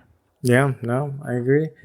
And I think, like you said, like, if they're going to bring her, Fisk in, like, it has to be for more. And Maya's got to fully deal with the repercussion of Fisk betraying her in a sense, and her betraying him. Like, I need more of that. So I need a whole season of her show to explore that. Yeah, totally agree. So I guess just I don't know. I feel like we've kind of covered the big points within spoilers. Mm-hmm. I guess maybe aside from how the whole damn thing ends. The Rockefeller Center set piece was pretty great, fantastic. Is that when he flies into the tree? Yes, it's also when the Pym arrow reduces the tracksuit people into the miniatures, truck, and then the fucking owl swoops in and snatches them up. Good. Damn, that was dead. Amazing. They're definitely dead. 1,000% absolutely fucking dead. No one ever said the Avengers weren't murderers, and Kate Bishop included. She's now been inducted into the murderous ever Avengers. wear off? I don't know. That's a good question. I don't know. We've never seen it. We've never seen it. Well, then they're going to murder that fucking owl when it expands into full size and all the babies are hanging around, it's going to be fucked up for everyone. But yeah, I love that. The stuff on the ice there. I think Anna actually said it when we were watching. I'm like, it's never that empty there, which is true. So that's a little unrealistic, but I don't know. That was so fun. I loved all of that. I loved that they had their fucking outfits. The purple outfits were fun. The whole branding thing for Hawkeye was like a big thing. It's also part of the save the city thing, where like they're just like Hawkeye's like barely rolling it. They brought fucking Ant-Man in it for no goddamn reason. He's like, that guy wasn't even there. That was good. But I liked that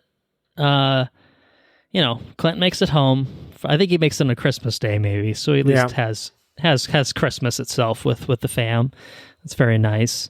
There's the whole angle with Laura and the watch. We didn't talk about that at all. True. Where she's clearly some sort of agent of some sort, or used to be anyway. Right, and I kind of suspected that with the whole mystery behind the watch.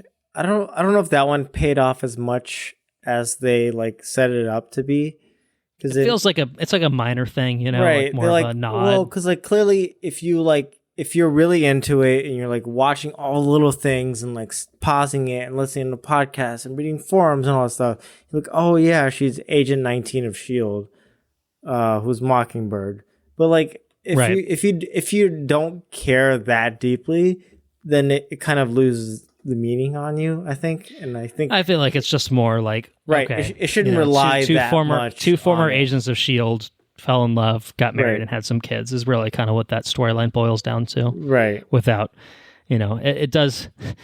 The Agents of S.H.I.E.L.D. fans, the TV show Agents of S.H.I.E.L.D. fans, I think we're a little upset by it. Yeah.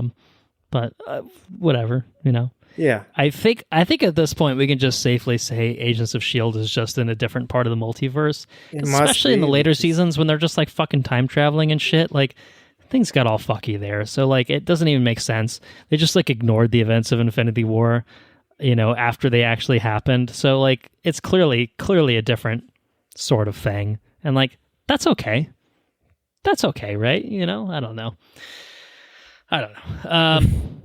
It was nice that Kate came with Clint, I feel like those two of them together like are kind of now intertwined, and Lucky the pizza dog. We can't forget about Lucky.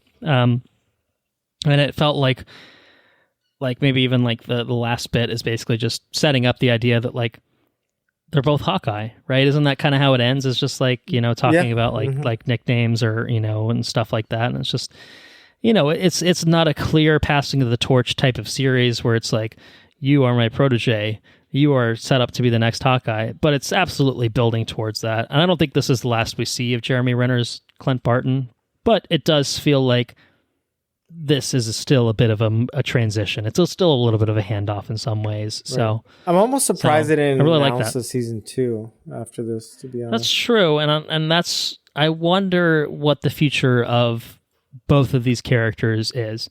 I obviously will have an Avengers 5 at some point, but it feels to me like Clint's really kind of done with the whole avenging thing. I mean, they're clearly setting up like a Young Avengers. Yeah, absolutely. But there's so many players on the board for something like that, and maybe even that's where you see Clint come in, is even just for a scene or two, just getting Kate involved. I could easily see Hawkeye season 2 happening, whether it's Christmas themed or even not. Like just have it focus on Kate. Like you already introduced her, you already get to know her. She's out on the West Coast doing her West Coast things, and then Clint comes in maybe towards the end and helps out. Like I could see that being a season 2, and that still follows along a lot of the things. Like she takes Lucky, they went to Iowa, now they go out to the West Coast. Maybe she deals with Madame Mask or another villain. Like you can have a whole thing there. Maybe Madame Mask. What's she all about? She's kind of messed up, man. She's a bad bitch, huh? She's like cloning people and shit, and like it's messed up. It's real messed up. But go read the Hawkeye comics, because like the second half is just like, maybe that's the bottom line. Maybe the second half is just like Kate doing her own thing in LA, and then Clint doing his thing in Brooklyn, and then Madame Mask cloning people and shit. Yeah, Madame Mask is like, I don't know how many hundreds of years old, just like doing the same things and shit. Kate Bishop getting in her way. Yeah. Kate Bishop impersonating Madame Mask too. That's pretty cool. So. All right. Well, I think maybe one left. Maybe one last thing to talk about: the mid-credits scene. It's a good one. It's a good one. It's not a plot consequential one, but we got a full rendition of Save the City on stage. That was pretty fun. I mean, I was hoping there would still be one more post credits that would set up maybe even Yelena or something with like Echo or something, something that is a tease of things to come. But, I'm not mad about them just giving us the full Save the City. So yeah, I mean, it was pretty fun. I have an article here from Marvel.com. Basically, the whole Save the City song was co-written by people that have worked on Broadway musicals and stuff, and so they went all out with it. And it was Kevin Feige himself who kind of recruited these two guys to do the whole thing for Save the City, as it turned out, which is awesome.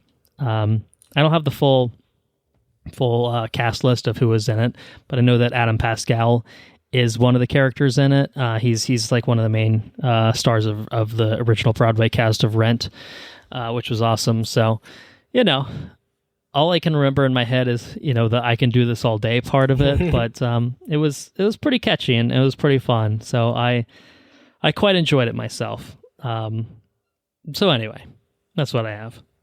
It's Madame Mask for you there. Oh, fuck, dude. Creepy that looks shit. like that.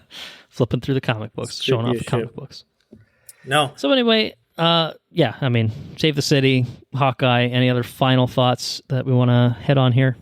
No, that was cool. Like that was such a brand new thing that why not create a whole musical around I Captain would go watch it. Right? I'd go watch it. I'd go see it on Broadway.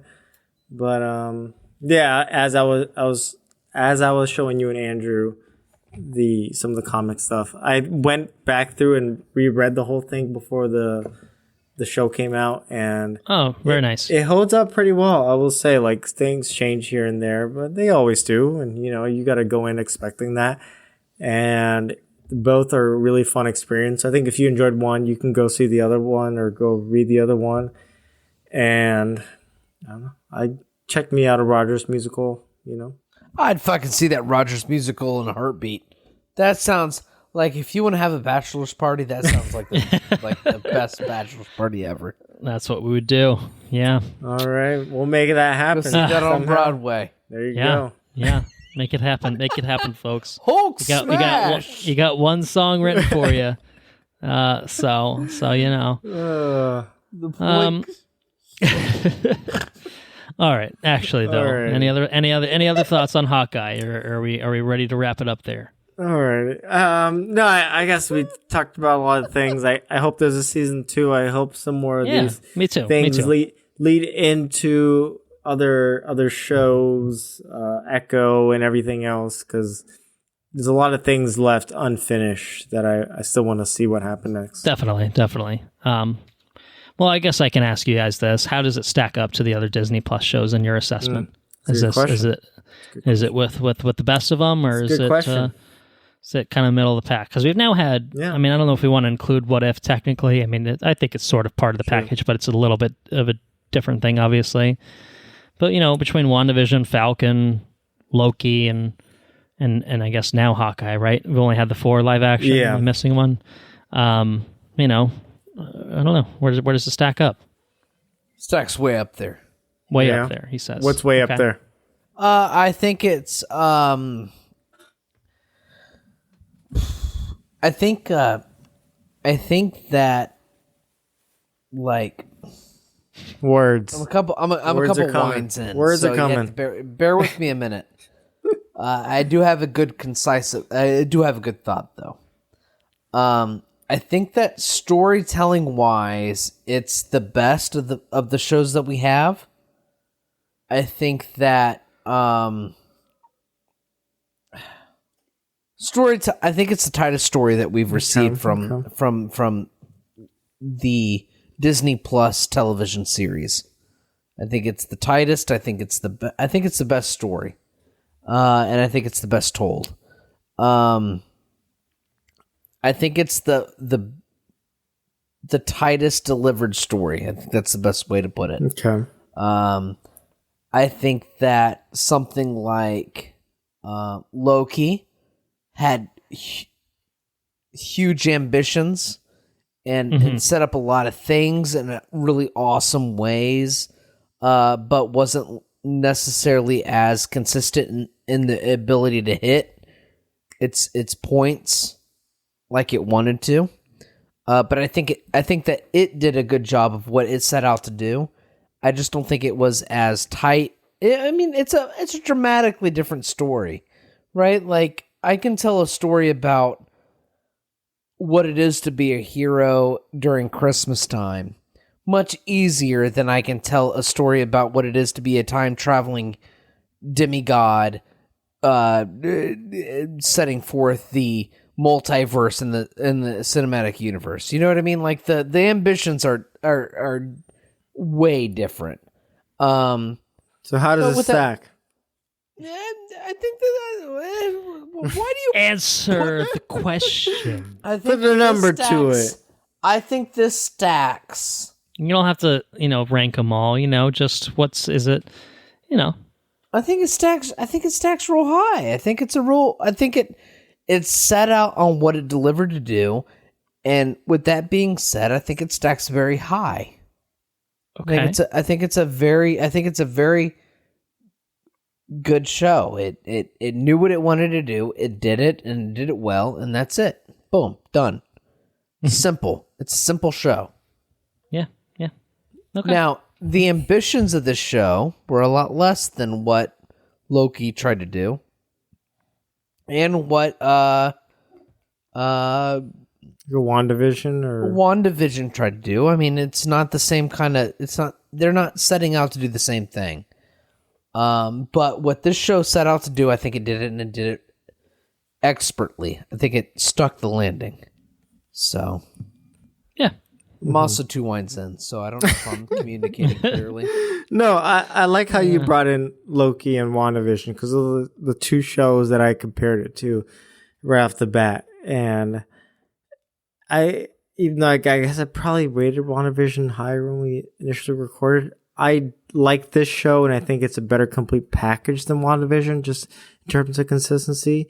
But Loki remains my favorite of the MCU Disney Plus TV shows, probably because of the finale and just like bringing in He Who Remains and Kang, and like that just made me so excited for the future that closed it all in a little bit above Hawkeye for me. So this is right up there. This is at the top, number 2 for me, sitting right below Loki. Yeah, I mean, I think it's probably fair to say, and this is the easy one. Falcon is just a cut below. Right. I think any of the other shows we've gotten, except for maybe What If, like Falcon and What If are probably hanging out together in terms of Falcon and What If are not hanging tier. out together. What If was fucking incredible, dude. That was so good. What If had ups and But downs. it just had it was incredible inconsistencies. when it was incredible, and it was fine when it was fine. So it kind of ended up somewhere in the in-between, whereas Falcon was just kind of good but not great, I think, throughout. That's in my the assessment. weakest of the bunch. Falcon. But WandaVision really was just something special for me, and Loki was too. And I think that this is absolutely up there with those two. I feel like, and I don't remember if I said as much when we covered Loki, to be fair, but WandaVision just feels like my favorite of the ones prior to this. It just feels like it was such a different sort of thing and such an interesting thing. And I just really fucking like Wanda as a character. That I think maybe that puts it over the edge a little bit here. Whereas here, I'm not like the biggest Hawkeye fan or anything like that. Like, I don't mind Clint Barton or anything like that. He's cool, but never my favorite character. But this one, because I think, as Andrew stated, is just the most tight kind of package, well-paced kind of thing, and its ambitions are certainly lower than both WandaVision and Loki, but this one was just so cohesive, I think, because of that in some ways, that it kind of just hit its stride very early on and never missed a beat, I guess, in my assessment. So I'm almost tempted to say that Hawkeye is my new favorite of the Disney Plus MCU shows thus far. I think even if it is, there's still very little separating it from both WandaVision and Loki, aside from the fact that they're all three very, very different shows, hugely, hugely different shows that I think are going to appeal to people in different ways. I think maybe Hawkeye is the most accessible of them all. Yes, it's the most MCU feeling of them all. The Christmas theme is obviously very accessible, but the accessibility of it almost feels like it's not a drawback in any sort of way. It's just it's just a feel good kind of thing, and that's not such a bad thing. You know what I mean? Like it's comfort food in the best way possible. It makes it a different kind of show. Mm-hmm. So I'm not saying it's the headiest show. I mean, Loki's probably that, really, even more so than WandaVision was. WandaVision, I think, was the most I think WandaVision used the TV series format to the best ability, whereas neither Hawkeye nor Loki did it nearly as well. But WandaVision had some ebbs and flows. And I think Loki, for the most part, was really good, but I know there was at least one episode in that show where I'm just like, it was fine. Not it was bad, but Hawkeye to me never kind of had that sort of lull, so it almost feels like it knew what it needed to be, it knew what it wanted to be, and it just succeeded at that. And it's not the craziest, most out there thing, but man, it just hit its stride early on, and it kept it. So I feel like that's something to be recognized and appreciated. So anyway, I don't know. That's kind of where I stand with Hawkeye. It's absolutely up there with the others, but maybe a hair. It's not a tier above anything, but it's maybe a hair above some of the others in my just personal assessment of how much I enjoyed it anyway. So is that all on Hawkeye now? I think it's all. I think so. We've been at it for a while. You have. This is true. This is true. So why don't we go at something else for a little while and see how much longer that takes? We'll see. Well, it's been some time since we recorded on No Way Home, back pre-Christmas. We're now fully into the new year. Henrique, what's been going on in your life? Have you been up to anything exciting that you want to talk about? I have some things I've been up to, mostly because of getting COVID, unfortunately. Yeah, this is after. After you going didn't say anything earlier in the episode, but is I feel fine. I'm doing fine because turns out vaccines work. They keep you from getting pretty sick. Bullshit. Listen to the man. He's a fucking doctor. He knows what he's talking about. Turns out vaccines do something for you. Yeah, there you go. There was never a promise that you weren't going to get anything. I fortunately got COVID and had some symptoms, but very mild. Didn't need anything outside of some Tylenol that it couldn't fix. But, it kept me from being out of work, and it's gotten a lot of us out of work. And I think the new Omicron wave in particular is just getting so many people, and even if it's getting less people really sick, it's just when you have such a big pool that you're hitting, you're going to hit high numbers. So it probably is, in a sense, less severe, in a one-to-one person. But when you're hitting such a high number, you're fucking up hospital systems, you're fucking up economies. So it's nothing to scoff at by any means. But if you're vaccinated, you're probably going to be okay. And just stay home, do your thing. And that's what we did. We've been home, worked from home for a couple of days, watched a lot of things that I can talk about. So that's what we're here for, at least. I haven't caught the new episode yet of Encanto, but we did watch it actually last night.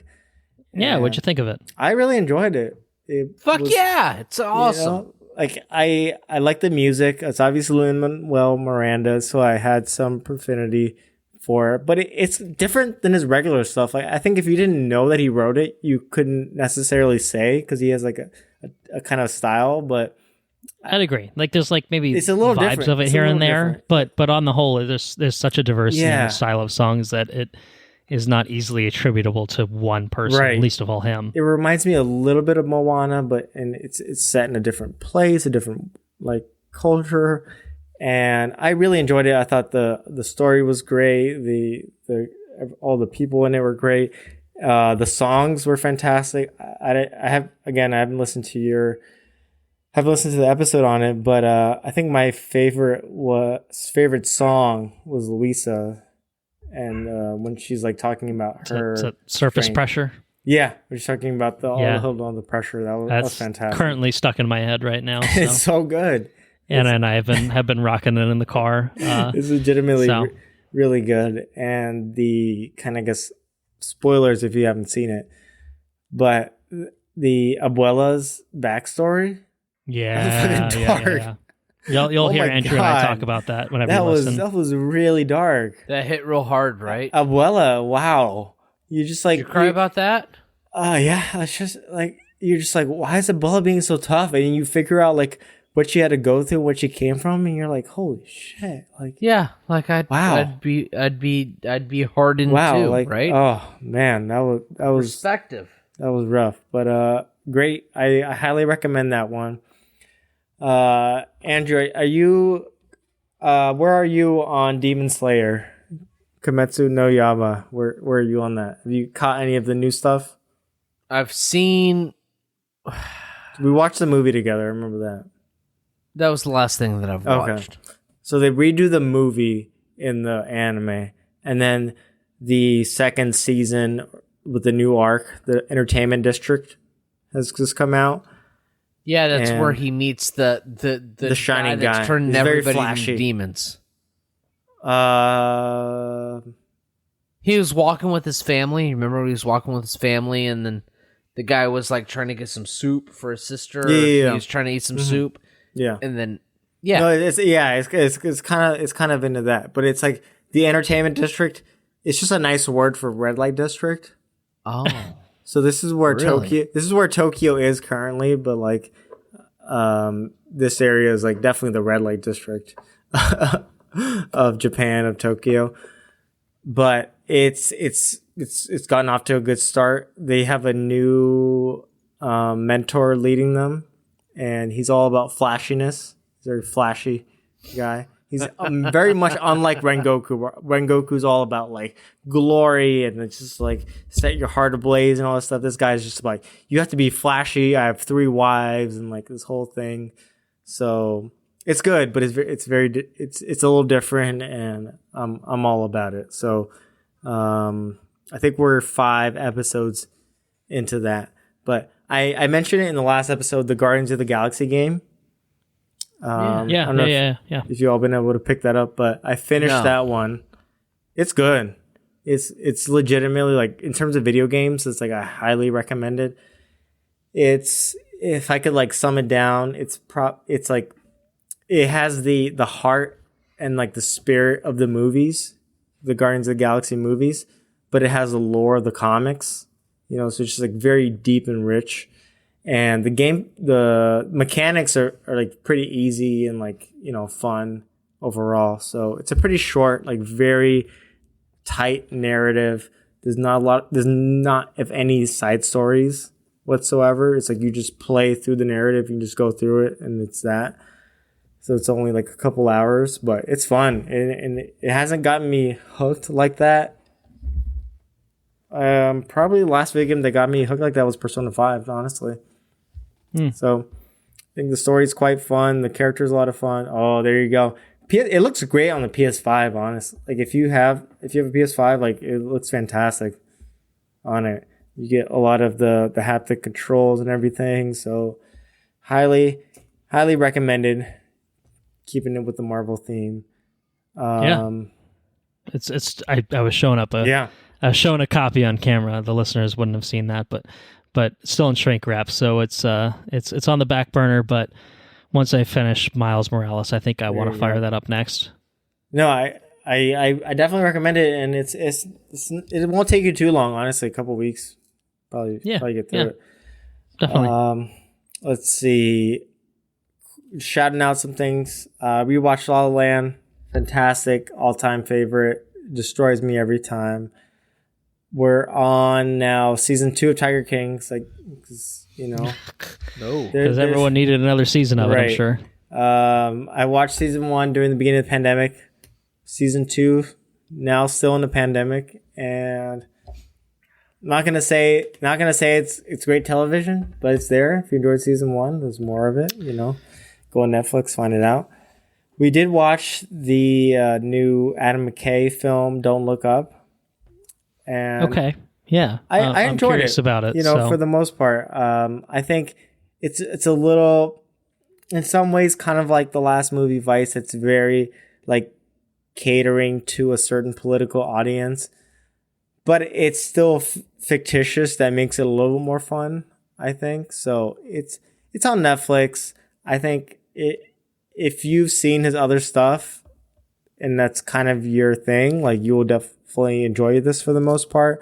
It's definitely a little bit like knocking you over the head. So the whole movie is about, like, basically they find an asteroid, it's going to land on Earth. No one believes the scientists that found it. It's supposed to be an allegory for global warming, but you watch it today and you're like, this kind of sounds like COVID. No one believes that this is actually going on, but it kind of is going on. And it's a little on the nose for some things, but I think on other things, it does do it pretty well. So, I think it's enjoying, if anything. So I would say check it out, see what you think. Probably if there's a giant meteor heading towards you, maybe look up and see if it's actually gonna hit you. Crazy thought. Yeah. All right, let's finish. Let me finish last thoughts out. We watched Power of the Dog on Netflix.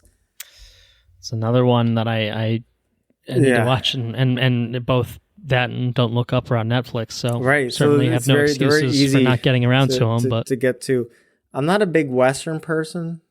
Like, what? Myself. It's just I don't know. That's fair. It's a very specific sort of thing. I just want to put that out there. Like, it's Westerns are not like my thing, but this is a good movie. Like, I'm not gonna deny that. It's definitely like very methodically and slowly paced. So, like, don't go in expecting a No Way Home kind of thing. But it's a good movie. It's got a lot of things that make you think afterwards. So if you want to see Benedict Cumberbatch be kind of a dick and like kind of homophobic for a while, but it's a little bit deeper than that, definitely check out this movie. Some cowboys. And what else? So I'll finish this off.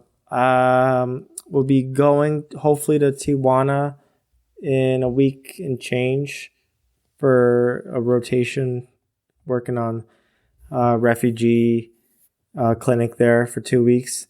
So just been trying to soak up some things. Encanto was kind of, a little bit of some Spanish immersion, but I just went back and like rewatched Coco in Spanish, and it's fantastic in any language you watch it. So if for some reason you haven't seen Coco yet, definitely go see it. But I will hopefully come back with some other things from it. I've been reading a couple of books here and there, which I can talk about in the future, but I will save that for later. That's what I've been up to. All right, to be continued on that front then. Yeah, well, I hope you.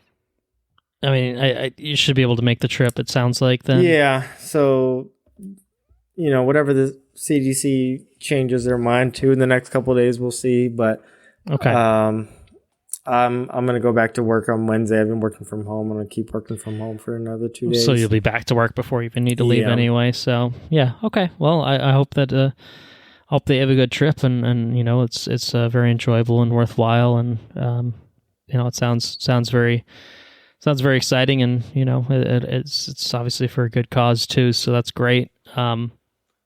So So yeah, we'll have to check back in. Obviously, you could check in while you're there, I suppose. If you feel so inclined or whatever. But obviously, for the podcast sake, you'll check back in. I'm sure when you get back. But yeah, all right. Well, very cool. Lots of things you've been up to, and looking forward to hearing about your experiences and anything else you've been up to the next time. You come on to the podcast. So, Andrew, it has been a far shorter time since we recorded last. So I don't know if you have anything you want to talk about. The ball's in your court. I've done nothing. You haven't even been. Sounds playing like you've been playing a video game. Metroid Dread. I did play a little bit of Metroid. I think I'm about to beat it. But I don't know. I kind of spoiled myself on that, so I don't know if I'm. You dummy! Were you looking up? You looking up some cheat codes on the internet? No, I did not look up any cheat codes. Like I purposely. Did you go to Cheat Code Central? No, I did not go to Cheat Code Central. I did not. Is that a thing? It's probably not a website that exists anymore. I did not. I feel like that fucking movie. What's that? You put a Game Shark in the Switch? I did not. Mark, I did not. I did not do that. I did not hit her. I did not do it.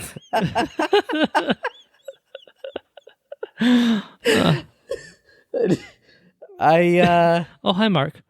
So you guys were a little later than I thought you were, and I came in here on the computer and I Googled the boss that I was fighting at the time, and it might not be the what I thought would be the final boss. Okay, so there's and one more thing, kind of maybe with which I think is probably conventional with a lot of modern video games. Yeah, that's not that bad. I've been playing it, and I called Sarah when I got to what I thought was the final boss, and I said, "Sarah, you're gonna be very happy. I'm not gonna be playing this fucking video game anymore. I'm gonna be done with it because I made it to the final boss." But it turns the boss is fucking really hard. Guess you'll just have to beat the game and fight any other bosses before she gets back. It's not Bingo. a big deal. That's it. You just gotta keep playing. Play more. Which might be tonight. It's in there on the charge, so we'll see what happens. I'm also charging up Beat Saber on the Oculus. I'm charging up the old Oculus to play that, and I haven't played it in a while. So good one. Yeah, it's a good one. And Sarah spent the night at her grandma's house because she passed out at her grandma's house, so she's probably spending the night over there. So I'm playing video games by myself tonight. So stay up all night, do your thing. Go. We'll be doing it. Whole fourth season of Cobra Kai all on your own. I have not watched any shows. 2. That's the worst part about playing video games. I'm not gonna lie to you. Like I'm playing the video games and I'm thinking the entire time. Every time I die is when I think it. God damn it! Instead of being frustrated right now, I can just watch a show. Yep. I just watch a show and be happy. But then you just hit reload and you keep getting at it again. Boom, retry. And it's the same thing. I told you about Slay the Spire. I'm like, oh god damn it, I got killed. Well, I just started another run and see what happens. It's the same thing. It's the same thing. Video games. Fucking Anyways, video games, man. That's all I've been doing. Okay, Metroid Dread. All right, well, keep at it, and then once you finish it, you can put it to the side and pick up some TV shows, and we'll talk about that on another episode. I haven't been up to a whole lot myself because it has been a short span of time since Andrew and I recorded. But I think relevant for our interests, I did finish book 2 of Avatar: The Last Airbender, which felt very Empire Strikes Back-esque to me. Yeah. I was a little surprised at how it all concluded. It was awesome. I mean, the penultimate episode kind of splits everyone up. Sokka goes with his dad, Katara stays, and Ba Sing Se, Aang goes to the guru to learn how to master the Avatar state, and Toph basically gets captured in the metal box. Turns out Toph is a fucking badass, even more of a badass than we already knew. Metal. She can fucking bend metal. That's some badass shit right there. Katara's badass too. Yeah. but everything kind of converges back in Ba Sing Se, and fucking Azula and her two friends have infiltrated by using the disguises of the Kyoshi warriors. So I still don't know what's going on with them. I hope Suki's okay, because I like Suki a lot. I like all of them, but Suki's the only one that really has any sort of personality. I thought Zuko was ready to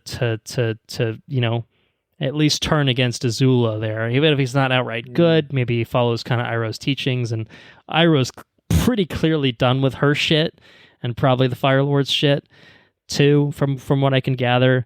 But no, you get some fucking Azula and Zuko versus Aang and Katara, and yeah, it ends on a really dark note with the Earth Nation being taken over basically by the Fire Nation. I was just like, oh shit, okay, I'm in for some shit. I only have one more fucking season of this, but man, there's got to be a lot of shit packed into that. Gets you pumped as hell, doesn't it?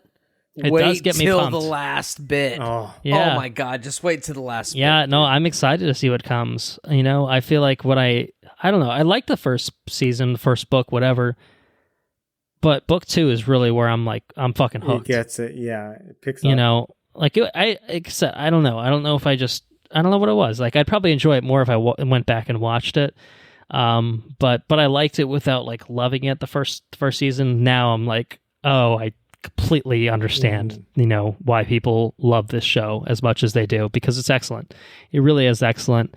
And even though it is a kids show, and I think that it does a really, really great job of catering to both kids and adults alike, it's got some really deep shit in it, and it really gets you invested in the characters particularly. Like, I pretty much adore every character, and even the villains are pretty compelling. I mean, I guess the season, Zuko is compelling, and Azula is totally fucking batshit. Most with the plump uncle. Iroh is awesome. Absolutely, Iroh was great. I did find out that Mako, who voiced Iroh, passed away, I guess, while season 2 was airing, but he finished recording his lines for season 2, but I guess he was recast out of necessity for season 3. So I'm curious to see if that feels like a natural transition or if it's a little more obvious, but I don't know. Wait until the finale, dude. I'll wait. I'll get to the finale. I'll get to the finale in due time, Enrique? man. It's pretty damn Is that good. finale ridiculous? It's 4 episodes, so yeah, I'm excited. I'm really excited. I'm excited to finish it, and honestly, we'll probably roll right into. It's completely fucking absurd. It's ridiculous. It's gonna blow your mind. Yeah, we'll roll right into the next one. On the wines right now. Everything is absurd right now. What's the next one called? I'm already blanking on it. The other series, Korra. Korra. Yes, Korra's fucking good. I'm sure we'll probably go into Korra pretty shortly after. They're shorter. There's 4, but in total they're shorter.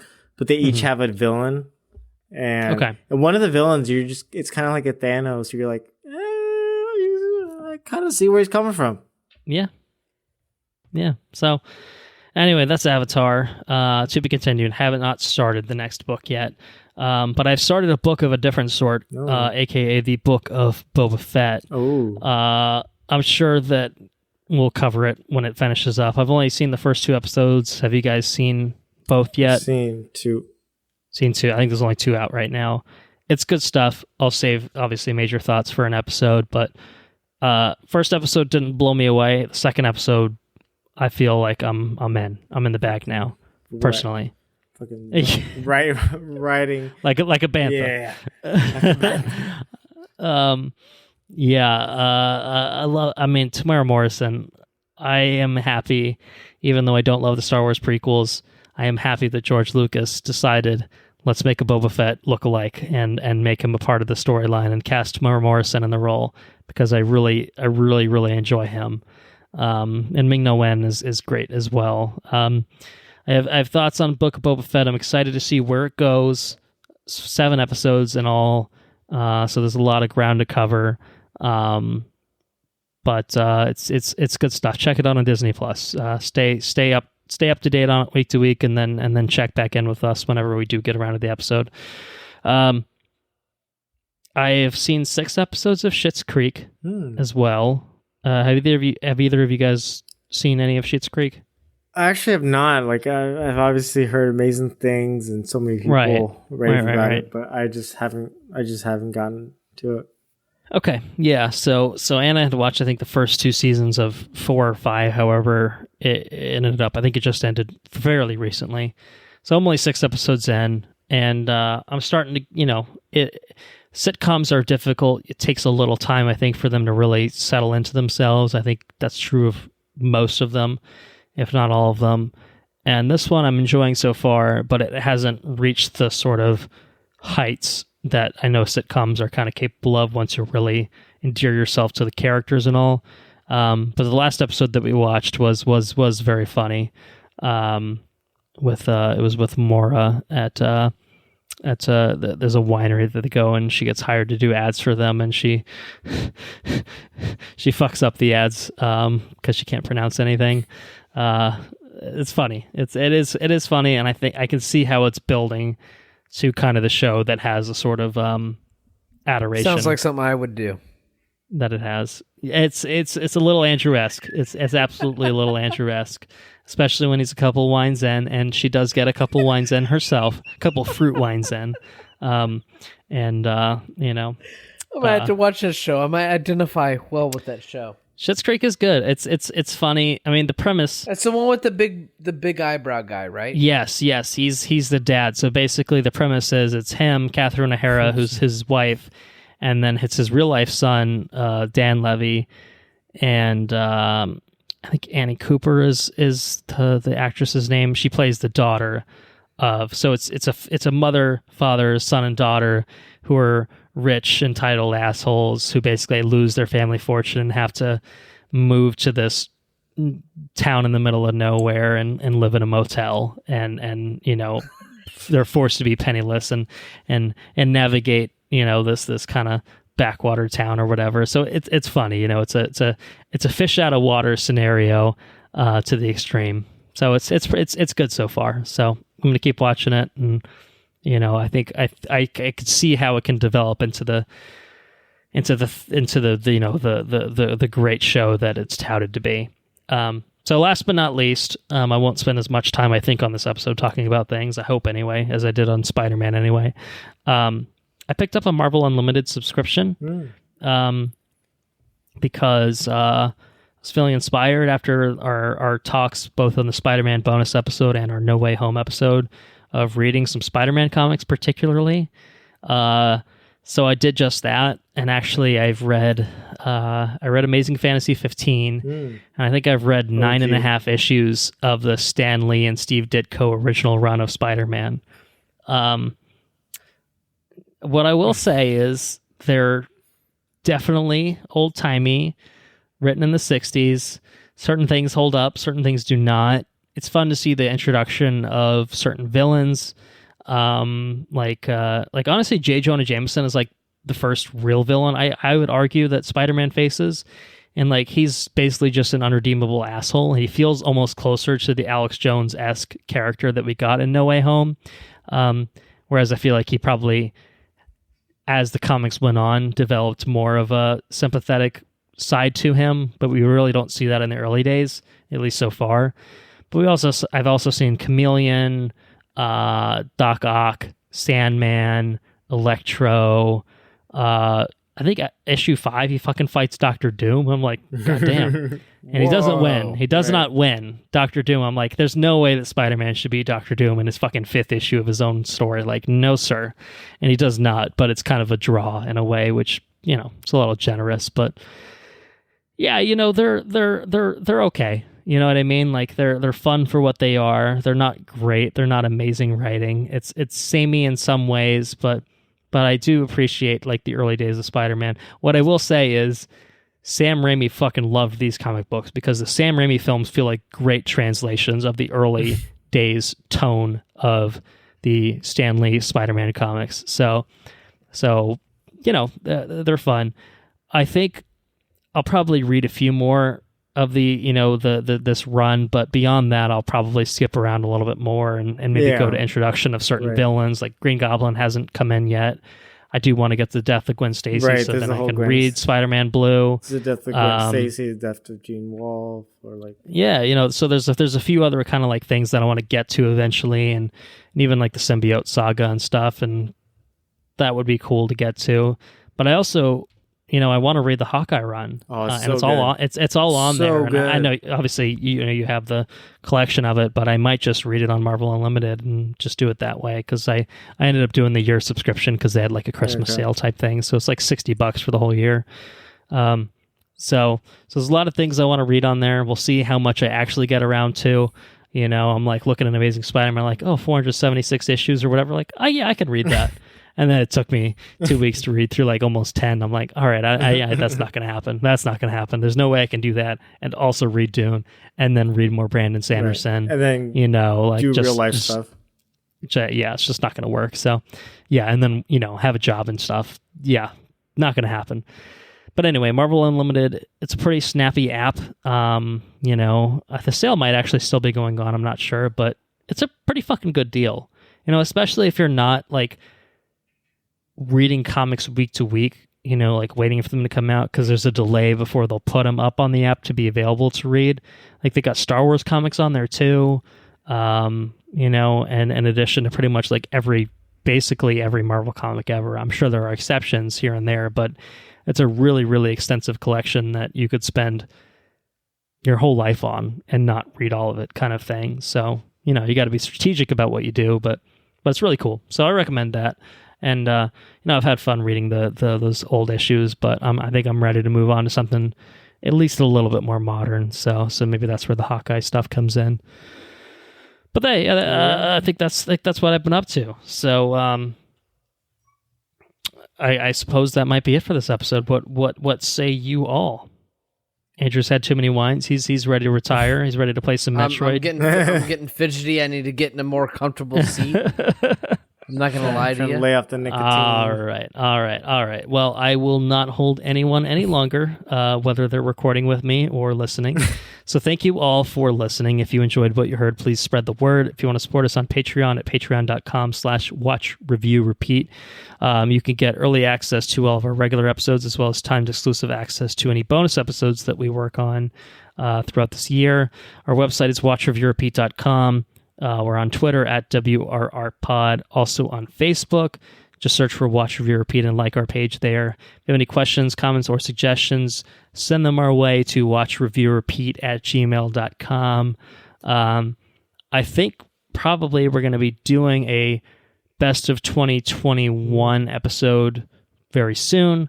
So I might be soliciting some. I'll just go ahead and say I'm officially soliciting some best of lists for the year. Top 5, top 10, honorable mentions, however you want to do it. I really don't give a shit. But it might be fun to read out some other inputs besides Andrew and myself as far as how 2021 went as far as film and television are concerned.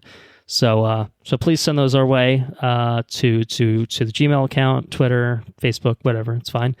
Intro and outro track is Mechanolith by Kevin MacLeod at incompetech.com, licensed under the Creative Commons by Attribution 3.0 license.